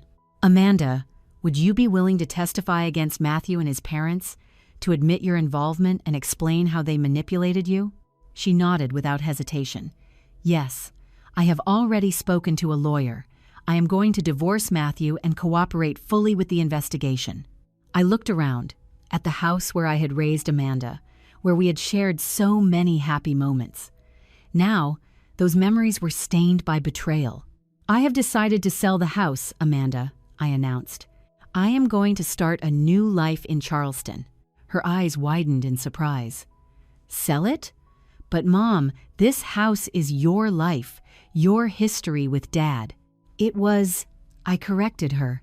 Now it is also the place where my own daughter planned to betray me. I cannot keep living here after that. I understand, she said softly, and I respect that. It is your decision. I have also made another decision, I continued. I will not file criminal charges against you, Amanda. I will collaborate with the prosecutor's office so they consider your cooperation, but I will not add any more accusations from my side. Frank looked at me, surprised, but he did not object. It was my decision, and he respected it. Thank you, Mom, Amanda whispered. I do not deserve it, but I swear I will do the right thing from now on. I hope so, I replied. For your sake, but mostly for Sophie and Michael. They deserve a mother they can be proud of. We stood in silence for a moment. The tension in the air was palpable, but different. It was no longer anger or fear dominating the room, but a shared sadness for what had been lost. I am going upstairs to gather some personal things, I finally said. Then I will go with Martha to Charleston for a few weeks, while Frank organizes the sale of the house. Amanda nodded, standing up. I will finish gathering the kids' things and leave. I will leave you in peace. As I walked up the stairs to my bedroom, I felt an enormous weight on my shoulders. I had won the legal battle. I had protected my assets, but I had lost something irreplaceable. I had lost trust in my daughter. Inside my bedroom, everything was exactly as I had left it the day they took me to the hospital. The photo of Arthur on the nightstand, my books stacked next to the bed, my robe hanging on the door. I took some clothes, my medications, a few pieces of jewelry, and personal keepsakes. I did not need more for now. When I came back down, Amanda was finishing loading a box into her car. Mom, she said when she saw me, I wanted to tell you that, no matter what happens, the kids will always be able to visit you. It does not matter where you live or how things are between us. I will not deprive them of their grandmother. It was a small comfort in the midst of so much pain. Thank you, I replied. They are the light of my life. We said goodbye with a brief, awkward hug, loaded with conflicting emotions. It was not an end, I told myself, but a new beginning, for both of us. The trip down to Charleston was peaceful. Martha talked excitedly about her neighborhood, the historic district, where she lived in a small but charming apartment near the historic church. I have a vacant apartment in my building, she told me. It is small, but well laid out, and it has a beautiful terrace overlooking an inner courtyard full of flowers. You could rent it while you decide what to do long term. The idea sounded perfect. A neutral place without painful memories where I could reflect and reorganize my life. Charleston welcomed me with brilliant sunshine and a deep blue sky. As we drove into the city, I felt the weight of the last few weeks begin to lift. There was something in the air, in the light, in the slower pace of life that invited renewal. The apartment Martha had mentioned turned out to be charming. It was a second-floor unit with high ceilings, hardwood floors, and windows that opened up to a courtyard full of geraniums and magnolia blossoms. It was much smaller than my house in Chicago, but also more manageable and cozy. It is perfect, I told Martha after walking through it. Exactly what I need right now. The first few weeks in Charleston were a period of adaptation and healing. Every day I felt a little stronger, both physically and emotionally. I explored my new neighborhood, discovered small coffee shops and boutiques, and slowly built a new routine. Frank kept me informed about the legal process against the Smiths. The investigation had revealed a pattern of scamming elderly people that went back more than a decade. Amanda's cooperation was proving essential to the case. It is highly likely that Matthew and his parents will face significant prison sentences, he told me during one of our phone calls. And as for the house, I have good news. There are several interested buyers, and the offers are quite reasonable. The sale of the house moved faster than I had anticipated. In less than 3 months, we had accepted an offer from a young couple, both doctors, who had fallen in love with the property. The price was fair, even slightly above market value. With that money, I decided to buy a small apartment right there in the historic district, not far from Martha's place. It was a two-bedroom property with a sunny terrace and a small kitchen that looked out over a courtyard full of magnolia trees. It was perfect for me, and perfect for when my grandchildren came to visit. And they did come, as soon as I had a place of my own. Sophie and Michael spent their summer vacation with me, discovering Charleston and helping me decorate my new home. Seeing them enjoy the city, marveling at the Battery, the historic plantations, and sailing on the harbor brought a joy to my life that I thought I had lost forever. Amanda and I maintained a cautious but cordial relationship. We spoke on the phone weekly, mostly about the kids and practical matters. We did not discuss the past, but we did not pretend it had not happened either. It was a fragile balance, but it worked for now. Matthew has pleaded guilty, she informed me one day. He accepted a plea deal to testify against his parents in exchange for a reduced sentence. "How do you feel about that?" I asked. "Relieved," she replied after a pause. "It is finally ending. I can start rebuilding my life without that shadow hanging over me." I understood that feeling perfectly. I, too, was rebuilding my life, brick by brick, day by day.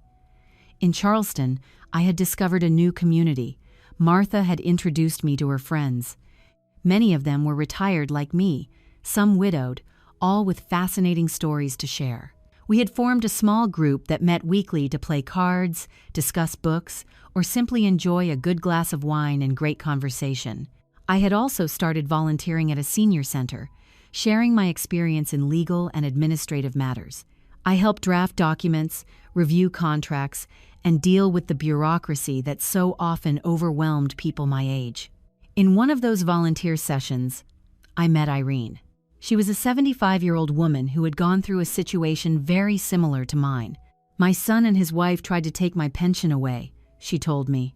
"They made me sign checks saying they were to pay my bills, but they kept the money." Hearing her story and the stories of others made me realize how common this type of financial abuse was. I decided then to expand my volunteer work, creating a small support group for elderly people who had suffered financial or emotional abuse from family members. "It is never too late to defend your rights," I would tell them in our meetings. "Age is not synonymous with incapacity, and respect is not begged for, it is demanded." My new purpose filled me with a satisfaction I had not experienced in years. I was using my painful experience to help others, transforming trauma into something positive. 6 months after moving to Charleston, I received an unexpected call from Amanda. "Mom, can I come see you? There is something important I want to talk to you about in person." We agreed she would come the following weekend. When she arrived, I was surprised to see how much she had changed. She had abandoned her obsession with expensive clothes and perfect makeup. She dressed simply, her hair pulled back in a casual ponytail, but the most noticeable change was in her eyes. There was a clarity and serenity I had not seen in years. "The case is closed," she informed me as we drank sweet tea on my terrace. "Ellen and Robert have been sentenced to 5 years in prison. Matthew received 3 years, but with the possibility of parole after 1. "And you?" I asked. "Thanks to your decision not to press charges and my full cooperation, I received a suspended sentence and community service. I am working at a family support center for at-risk families." "I am glad, Amanda. You seem different." She smiled slightly. "I am. I have been in therapy, Mom, working to understand how I could let things go so far, how I could betray the person who had always been there for me." "And have you found answers?" "Part of it was greed. Part was desperation. Part was the manipulation from Matthew and his parents. But mostly, I think I never learned to value what really matters. I was so obsessed with keeping up appearances, with having the perfect house, the successful husband, the enviable lifestyle, that I lost sight of the fundamentals: integrity, respect, genuine love." Her words reflected a level of self-awareness that pleasantly surprised me. "I also came to tell you something else," she continued. "I have accepted a job in Savannah. It is a position at a non-profit organization that works with vulnerable children. The salary is modest, but it is a job with purpose." "Savannah. That is only 2 hours from Charleston," I filled in with a small smile. Close enough so the kids can visit you easily, but also with enough distance so we both have our own space. I felt a mix of emotions: surprise, hope, and cautious optimism. It sounds like a good decision, Amanda. A new beginning for you, too. I hope so, Mom. And I also hope that, over time, you can come to forgive me. I know I do not deserve it, but I am working every day to be someone worthy of your forgiveness. I did not have an immediate answer for that. Forgiveness, as life had taught me, was not an event but a process. It required time, effort, and above all, consistent actions that demonstrated real change. Time will tell, Amanda, I finally replied. For now, I am glad to see you are making positive decisions for your life and for the lives of my grandchildren. When she left the next day, I sat reflecting on our conversation. I had seen a glimpse of the Amanda, I remembered, of the sensitive and thoughtful girl she had been before ambition and materialism transformed her. It was a small ray of hope in a sky that had been cloudy for far too long. That night, sitting on my terrace under the Carolina stars, I thought about the extraordinary journey I had undertaken in the last few months. From a vulnerable patient in a hospital bed, betrayed by her own daughter, to an independent and strong woman building a new life in a new city. It had not been easy. There were moments of sharp pain, of doubt, of longing for what was lost, but there was also a freedom I had not experienced in years, a sense of open possibilities before me.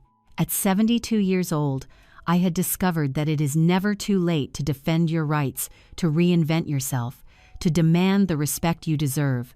I had learned that true strength is not in having power over others, but in having power over your own life. And as I gazed at the magnolia trees illuminated by the moonlight, I felt profound gratitude. Amanda had tried to turn me into a victim, but she had achieved exactly the opposite. She had reminded me that I am a survivor, a woman capable of facing adversity and coming out stronger. The future remained uncertain, as it always is, but now I faced it with confidence, with clarity, and with the certainty that, come what may, Margaret Teresa Jenkins would always find her way. 6 months had passed since my move to Charleston, and the southern spring was displaying all its beauty. The trees in my courtyard were blooming, filling the air with their sweet fragrance, and the streets of the historic district were overflowing with life and color. Every morning I woke up to the singing of birds and the golden light of the southern sun filtering through my curtains. My apartment had truly become my home. Small, personal touches adorned every corner.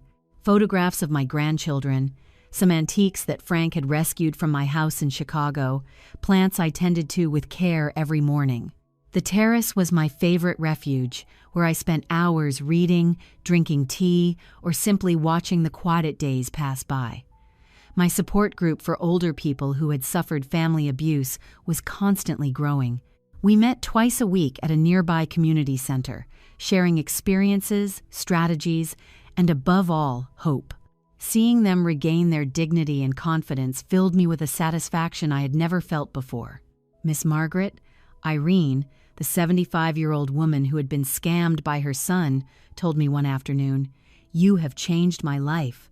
Before, I felt ashamed, as if it had been my fault for being too trusting.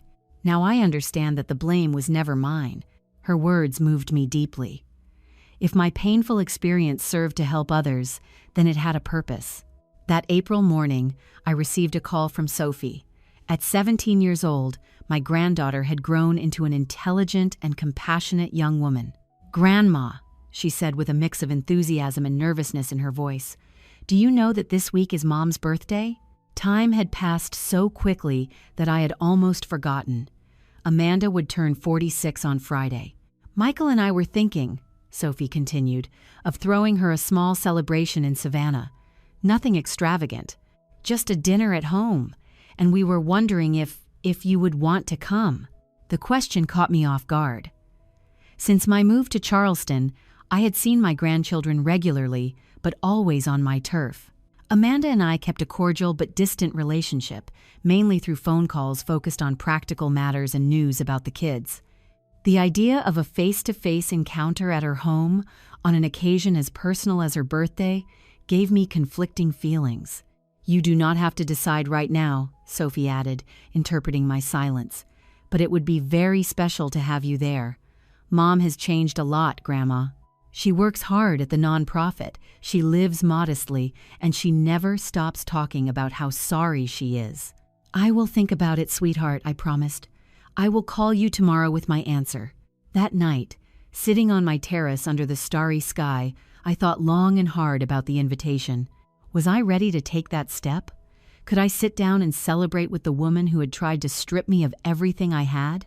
Martha, who had come over to have a glass of wine with me, listened patiently to my doubts. "Margaret," she said finally, "forgiveness is not a gift you give to the person who hurt you. It is a gift you give to yourself. It does not mean forgetting what happened or pretending it never occurred. It means freeing yourself from the weight of resentment." "I do not know if I can sit there and pretend everything is fine," I confessed. "No one is asking you to pretend," she replied with her usual wisdom. "Authenticity is the only thing that really matters at our age. Go if you want to go. Do not go if you just think you should. And if you go, be exactly who you are. A woman who has been deeply hurt, but who has enough strength to contemplate the possibility of forgiveness." Her words resonated within me all night. The next morning, I called Sophie. "I will be there," I told her. "But I need you to understand something. I am coming for you and Michael because I love you more than anything in the world. Whatever happens with your mother, that will have to unfold naturally." "That is all we ask, Grandma," she replied, and I could hear the smile in her voice. The trip down to Savannah 2 days later filled me with anxiety. Frank, who had accompanied me to the station, squeezed my hand before I boarded the train. "Remember, Margaret, whatever happens, you have shown extraordinary strength. No one can take that away from you." The journey of less than 2 hours gave me time to organize my thoughts. I watched the southern landscape glide by the window. Endless trees, charming small towns, and rivers snaking under the sun. It was a very different world from the one I had known all my life in Chicago, but one that I now felt was my own. Sophie and Michael were waiting for me at the station in Savannah. Upon seeing them, all my anxiety dissipated momentarily. They ran toward me with open arms, wrapping me in warm hugs that reminded me why I was there. "Grandma!" exclaimed Michael, now a 15-year-old boy in the middle of a growth spurt. "You have no idea how much we missed you." "I missed you too. My treasures," I replied, feeling tears welling up in my eyes. Amanda's apartment was in a modest neighborhood near the historic district of Savannah. It was a third-floor walk-up in an older building, much simpler than the large house they had owned in Chicago. As we climbed the stairs, Sophie caught me up on their life in Savannah. "It is different, but we like it. The school is close, we have new friends, and Mom seems happier here, more authentic." The door opened before we could even knock. Amanda appeared, dressed simply, her hair pulled back in a simple braid. She stood perfectly still for a moment, as if she could not believe I was actually there. "Mom?" she finally said, her voice barely a whisper. "Hello, Amanda," I replied, trying to maintain my posture. "Happy birthday." We stood looking at each other for a moment that felt eternal. Then, with a naturalness that surprised me, she stepped aside. "Come in, please. The trip must have tired you." The inside of the apartment was small but cozy. Simple furniture, a few books, plants in the windows. On the walls, there were framed drawings by Michael and family photographs, including some of me with the kids back in Charleston. "It is a lovely place," I commented, surprised by the absence of the luxurious objects Amanda used to value so much. "It is modest, but it is enough," she answered. "We have learned to live with less." There was a sincerity in her tone that I could not ignore. This was not the Amanda obsessed with status and appearances that I remembered. Dinner was simple but delicious. Comfort food, a good homemade casserole, and a cake Sophie had baked from scratch. The conversation flowed surprisingly easily, focused mainly on the kids, my life in Charleston, and Amanda's work at the nonprofit. "We work mostly with children whose parents are in prison," she explained when I asked about her job. We provide them with academic and emotional support, and sometimes just a safe space to be kids. It sounds rewarding, I noted. It is, she nodded. It has taught me a lot about what really matters in life. After dinner, Sophie announced that she and Michael had prepared a small slideshow of family photos as a birthday gift. We sat in the small living room while they projected the images onto the wall. They were photographs spanning decades. Amanda as a baby in my arms, her graduation, her first wedding, the birth of Sophie and Michael, family vacations, Christmases together, happy moments frozen in time before everything fell apart. The last image took my breath away. It was a recent photograph of Amanda, Sophie, and Michael in front of Forsyth Park in Savannah, and they had digitally inserted a photograph of me taken in Charleston, making it look like the four of us were together. "It is our birthday wish for Mom," Sophie explained, her voice thick with emotion, "that someday we can all be together again, like a family." Tears were flowing freely down Amanda's cheeks. I felt a lump in my own throat. "It is a beautiful wish," I managed to say. When the kids went to bed, Amanda and I were left alone on the apartment's small balcony. The Savannah night was warm, scented with jasmine and magnolia blossoms. "Thank you for coming," Amanda said after a long silence. "It means a lot to me, but mostly to the kids." "They are extraordinary," I replied. "You have done a good job raising them, despite everything." She nodded, gazing out at the city lights. "Mom," she said finally, turning to look at me directly, "I know you will probably never be able to fully forgive me. What I did, what I tried to do to you, is unforgivable. But I need you to know that not a single day goes by without me regretting it deeply." The sincerity in her voice was undeniable. These were not the rehearsed words of someone looking to manipulate, but the genuine pain of someone who had recognized the magnitude of her mistake. "What changed, Amanda?" I asked. "How did you go from being the woman willing to betray her own mother to who you are now?" She reflected for a moment before answering. "It was not a single moment, but a series of revelations.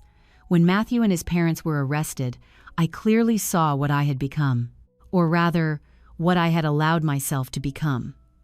But the real change came later, during therapy, when I had to face very hard questions about who I really was and what values I wanted to embody." She paused, as if searching for the right words. "And then there was the example you were setting. While I was drowning in shame and remorse, you were building a new life in Charleston, helping others, showing a strength that left me in awe. I realized I wanted to be more like you, Mom. I had always been like that, since I was a little girl, but I lost it somewhere along the way."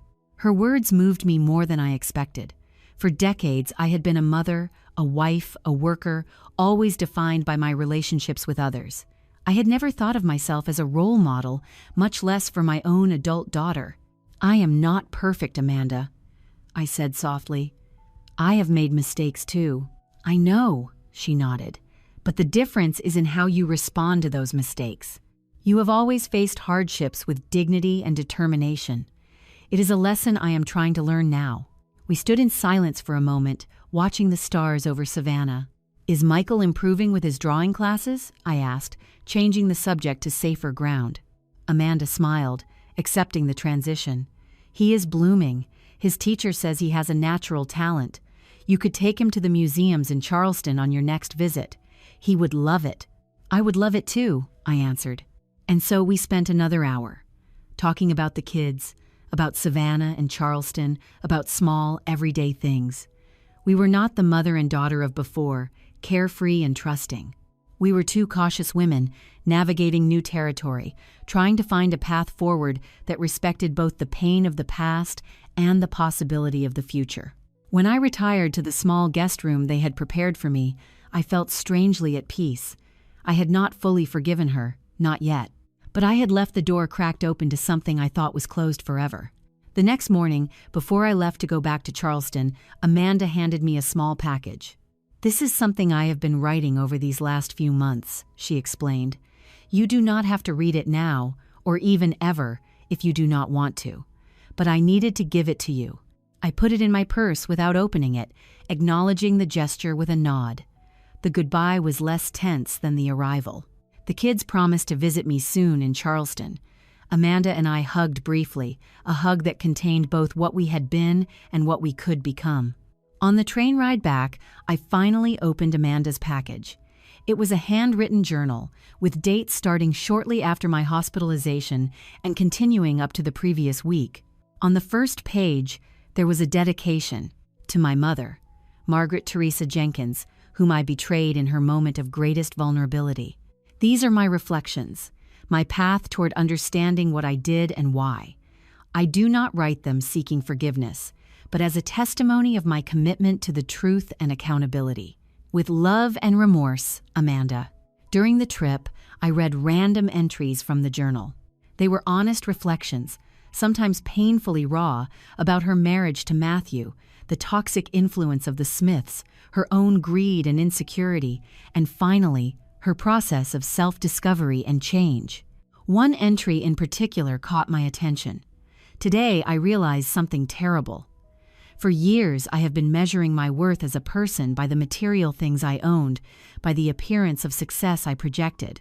And the worst part is that I was willing to sacrifice the person who has loved me the most in life, my mother, on the altar of that false image. What kind of monster did I become?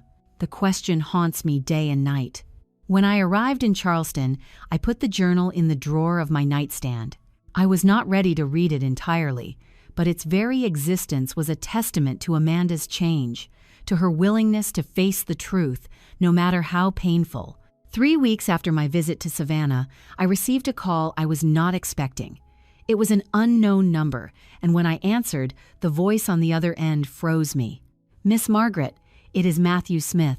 My first instinct was to hang up immediately, but something stopped me. Maybe curiosity. Maybe the need to permanently close that chapter of my life. "How did you get my number?" I asked coldly. "A fellow inmate has a connection with a court clerk," he answered bluntly. "I know I should not be calling you, but I needed to speak with you."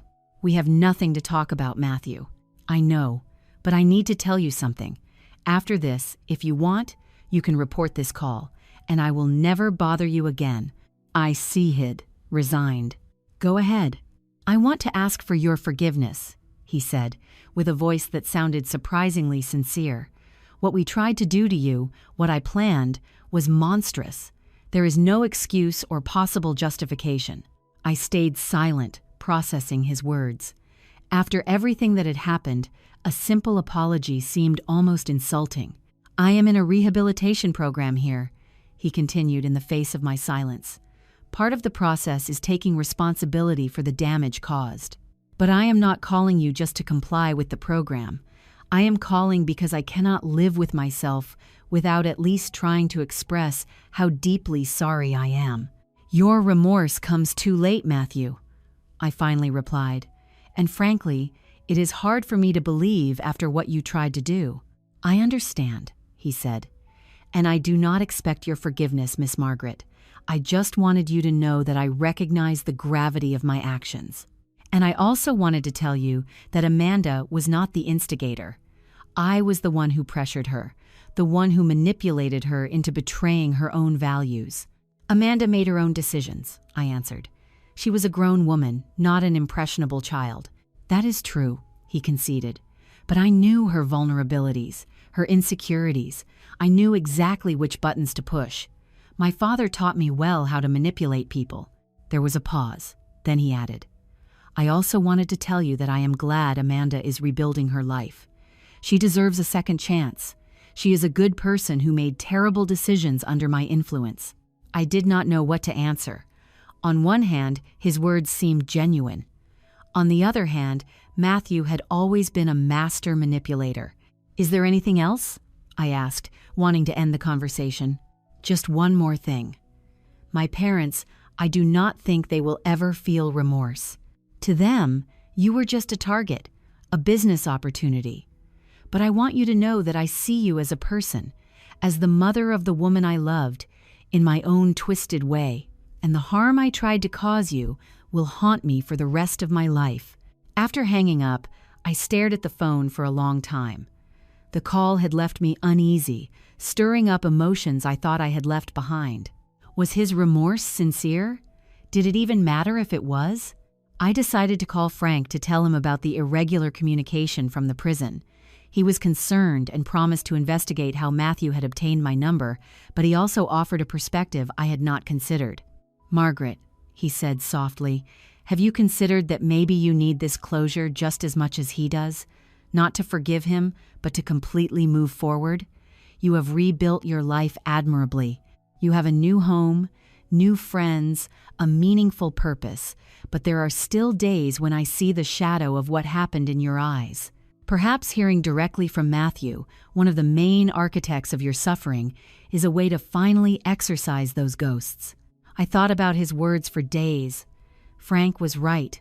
Despite my new life, the pain of the betrayal was still there, crouching in the corners of my mind, surfacing in unexpected moments. A week later, Michael had an accident playing soccer at school. Nothing life-threatening, a fractured wrist, but enough to worry the whole family. Amanda called me immediately from the hospital. "He is fine, Mom. Just scared and in a little pain. The doctor says in 6 weeks he will be as good as new. Do you want me to come?" I asked, surprising myself with the offer. There was a pause on the other end of the line. "Would you?" "I know it is asking a lot, but Michael will not stop asking for you." "Of course I will come," I answered without hesitation. "He is my grandson." I took the first train to Savannah that very afternoon. When I got to the hospital, I found Amanda in the waiting room, looking pale and visibly exhausted. "Thank you for coming," she said, hugging me briefly. "He is in X-ray right now, but we can see him in a few minutes." While we waited, she told me the details of the accident. A nasty fall during a school game. No negligence, just bad luck. "He has been very brave," she said with maternal pride. "Not a single tear, just worried about whether he will be able to keep drawing with the cast." When we could finally see Michael, his face lit up when he saw me. "Grandma, you came!" he exclaimed, trying to sit up on the stretcher. "Of course I came," I replied, kissing his forehead. "How could I not come see my favorite artist?" The doctor informed us that the fracture was clean and would heal completely. They put on a cast that Michael immediately asked us to sign. "Starting with you. Write something special, Grandma," he asked me, offering me a marker.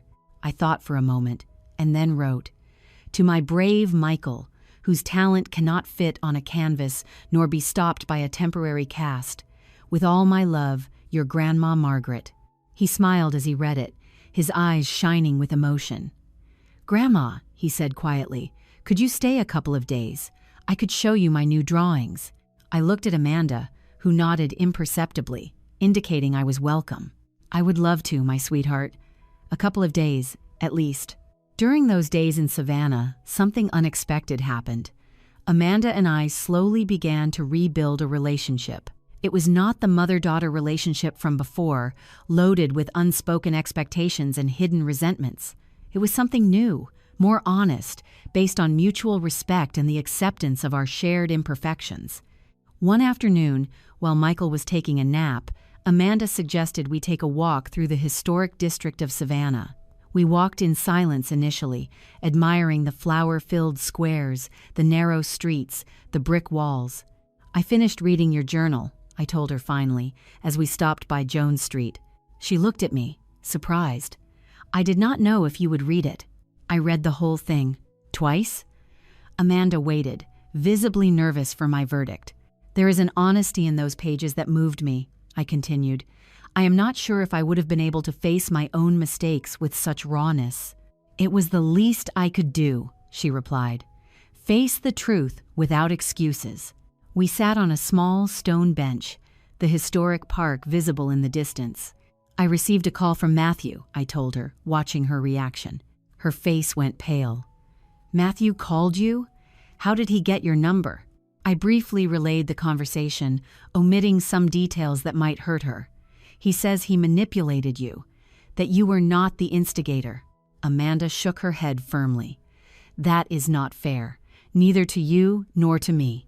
Yes, Matthew was manipulative, and the Smiths were experienced predators. But I was an adult with free will. I could have refused. I should have refused." Her honesty impressed me. It would have been easy for her to cling to the victim narrative Matthew was offering, but she was choosing the harder path, complete accountability. I appreciate your sincerity, Amanda. Not many people have the courage to face their mistakes so directly. She smiled sadly. I have learned, too late perhaps, that honesty is the only path to redemption. I cannot undo the damage I caused you, but I can at least be completely honest about it. Did you love him? I asked suddenly. It was a question that had been hovering in my mind for months.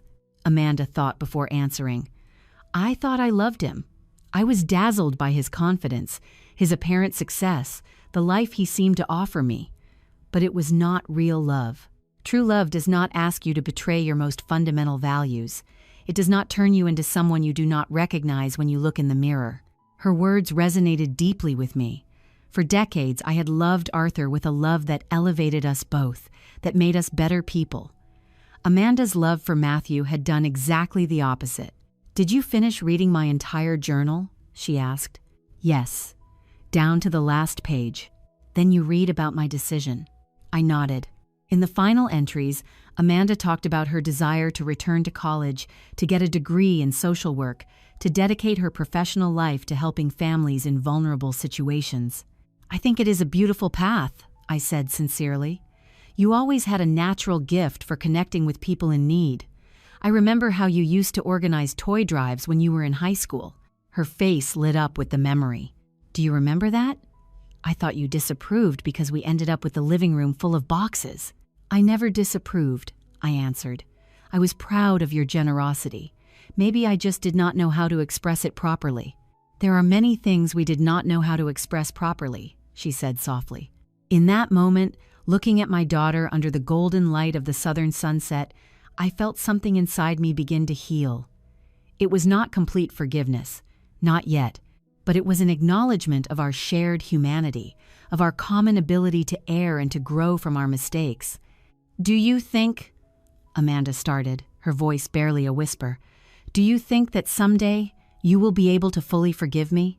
The question hung in the air between us, loaded with hope and fear in equal parts. Forgiveness is not a destination, Amanda, I replied after a moment. It is a journey we are on. I cannot promise you where it will end, but I can tell you that I am no longer where I was 6 months ago. She nodded, accepting my answer with a maturity that surprised me. That is more than I deserve, she said simply. It is not about deserving, I replied. It is about healing. We both need to heal. Back at the apartment, we found Michael awake. Drawing laboriously with his uninjured hand, he proudly showed us his creation. It was a family portrait where we all appeared, including me. This is us at Christmas, he explained. In Charleston, at your house, Grandma. It is beautiful, sweetheart, I said, moved by his desire for family unity. Could it be real? He asked, looking at me with hope. Could you invite us for Christmas? I looked at Amanda, who seemed just as surprised as I was by the request. Of course, I answered without hesitation. My home will always be open to you. That night, as I prepared for my return to Charleston, I reflected on the unexpected turns my life had taken. From a quiet widow in Chicago to a betrayed woman in a hospital, and finally to a septuagenarian building a new life in Charleston and a new kind of relationship with her daughter. The road had not been easy. There had been pain, anger, disappointment, but there had also been growth, self-discovery, and surprisingly, moments of joy I had not anticipated. The following months brought significant changes. Amanda began her online college studies, balancing them with her work at the nonprofit. Her visits to Charleston became more frequent, always with the kids, always respecting my space and my time. My support group for older adults who were victims of family abuse had grown so much that we had to move to a larger venue. With Frank's help, we had also established a free legal counseling service and an educational program to prevent financial abuse. One afternoon in October, while having coffee with Martha on my terrace, I caught myself laughing openly for the first time in a long while. We were recalling anecdotes from our years working together at the law firm, and the laughter came out spontaneously, genuinely. "Wow!" exclaimed Martha, smiling. I have not heard you laugh like that since you got to Charleston. I stopped, surprised by my own reaction. It is true, I admitted. I suppose I am finally learning to enjoy things again. It is more than that, she said, watching me closely. You are blooming, Margaret. You have gone from surviving to living fully. Her words made me reflect. It was true. In the last few months, I had discovered parts of myself that had been dormant for decades. My leadership skills in the support group, my ability to inspire others with my story, my talent for gardening that had turned my small terrace into an oasis of color and fragrance. You know, Martha said thoughtfully, there is something beautiful about starting over at our age. We do not have to impress anyone. We do not have to meet anyone else's expectations. We can be completely authentic. It is liberating, I agreed. Sometimes I wonder why I waited so long. You did not wait, she corrected me. You simply were not ready until circumstances pushed you. Some lessons can only be learned through pain. In early November, I received an unexpected letter. It was from Irene, the 75-year-old woman from my support group who had been scammed by her son. Dear Margaret, I wanted to share some news with you that fills me with joy.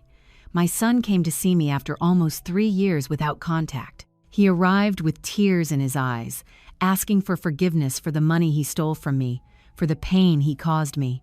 He told me he has been in a rehab program for gambling addicts for 6 months, and that part of his recovery is making amends with the people he has hurt. I am not going to lie to you. At first, my heart hardened. How could I forgive him after everything he put me through? But then I remembered your words in the group. Forgiveness is not for the other person. It is for yourself. It is the decision to no longer carry the weight of resentment. So I took the first step. I did not tell him that everything was forgiven, but I told him I was willing to listen to him, to give him a chance to show that he had truly changed. It is going to be a long road, but for the first time in years, I feel hope. Thank you for teaching me that it is never too late to heal, to set healthy boundaries, to rebuild from the truth. With love and gratitude, Irene. The letter moved me deeply.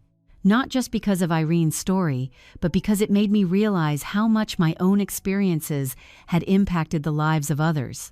The pain I had suffered, the betrayal I had faced, had been transformed into a positive force that helped others find their own path to healing. I decided to share the letter with Amanda during her next visit. When she finished reading it, I saw tears in her eyes. It is beautiful, she said softly. Seeing how my experience is helping others to heal has also made me reflect on us, I admitted, on our own path of reconciliation. And what have you concluded? That perhaps, as Irene says, the important thing is not reaching a point where everything is forgiven and forgotten, but moving forward together, day by day, building something new from a place of honesty. Amanda nodded, her eyes shining with contained emotion. That is all I ask, Mom. The opportunity to show you, day by day, that I have changed, that I have learned from my mistakes. In December, just as I had promised Michael, I invited Amanda and the kids to spend Christmas at my apartment in Charleston. I also invited Frank and Martha, turning the celebration into a warm and cozy event. On Christmas Eve, as we prepared dinner together in my small kitchen, I observed the scene with a mix of wonder and gratitude. Michael, with his cast now removed, was helping Frank make the salad. Sophie and Martha were decorating the table with flowers and candles. Amanda and I cooked side by side, coordinating with a familiarity I thought was lost forever. "This is beautiful, is it not?" murmured Amanda, following my gaze. "It is," I answered sincerely. Different from what I imagined for this stage of my life, but beautiful in its own way. During dinner, Frank proposed a toast. "To Margaret," he said, raising his glass, "whose strength and dignity inspire us all, and to new beginnings, which sometimes arrive when we least expect them." Everyone raised their glasses, and I saw a genuine affection in the eyes of every person around the table that filled me with warmth. Later, when the others had retired to sleep, I stayed alone on the terrace, gazing at the stars over Charleston. Amanda joined me, wrapped in a shawl to protect herself from the night chill. "Thank you for this Christmas, Mom," she said softly. It means more than I can express. To me, too, I answered. You know, I've been thinking a lot about something you said a long time ago. When you were in the hospital, you said that respect is earned, not inherited, and that true family is the one that supports you, not the one that takes from you. I vaguely remembered saying something like that to my grandchildren. You were completely right, Amanda continued, and it took losing everything for me to truly understand it. Family is not just a blood bond. It is a daily choice of mutual love and respect. Her words resonated deeply with me. At 73 years old, I too was learning new lessons about love, family, and resilience. It is never too late to learn, I said, as much for her as for myself. It is never too late to start over, she added, looking toward the Charleston skyline. We remained in silence for a moment, mother and daughter sharing an instant of understanding that transcended words. Do you know what I have learned from all of this? I finally said. That sometimes the worst betrayals can lead to the greatest discoveries. If all of this had not happened, I would probably still be in Chicago, living a small and safe life without ever discovering everything I was capable of doing. Amanda looked at me with a mix of surprise and admiration. That ability to find light in the darkness is something I have always admired about you, Mom, and it is something I am trying to learn. Before we retired to sleep, Amanda handed me a small package. It is my Christmas gift, she explained. It is not much, but it is sincere. Upon opening it, I found a delicate silver pendant with a small key.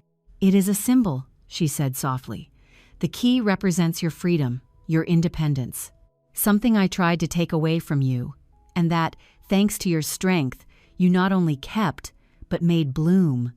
I want you to wear it as a reminder of your own power. The gift touched me deeply. It was not ostentatious or expensive, but it was loaded with meaning and recognition. It is perfect, I said, putting it on immediately. That night, as I prepared for sleep, I reflected on the extraordinary journey I had undertaken since that hospital bed where it all began. I had lost a house, but I had found a home. I had been betrayed by my daughter, but I was rebuilding a more authentic relationship with her. I had faced abuse and manipulation, but I had discovered an inner strength I did not know I possessed. At 73 years old, when many would think life could no longer offer surprises, I had rediscovered who I really was. Not just Amanda's mother, not just Arthur's widow, but Margaret Teresa Jenkins, a complex, resilient woman capable of reinventing herself and blooming even after the most painful betrayal. Life remained unpredictable, full of challenges and possibilities, but now I faced it with renewed confidence, knowing that whatever happened, I had the strength to overcome it, the wisdom to learn from it, and the courage to move forward. The small silver key rested over my heart, a perfect symbol of the most valuable gift I had received throughout this entire odyssey, the key to my own liberation. Welcome to our story, family. What would you do in Margaret's place? Have you ever experienced the need to forgive someone who hurt you deeply? Or have you had to start over at a time in your life when it seemed impossible? Let us know in the comments below and share your experience. And do not miss our next stories, they will surprise you even more.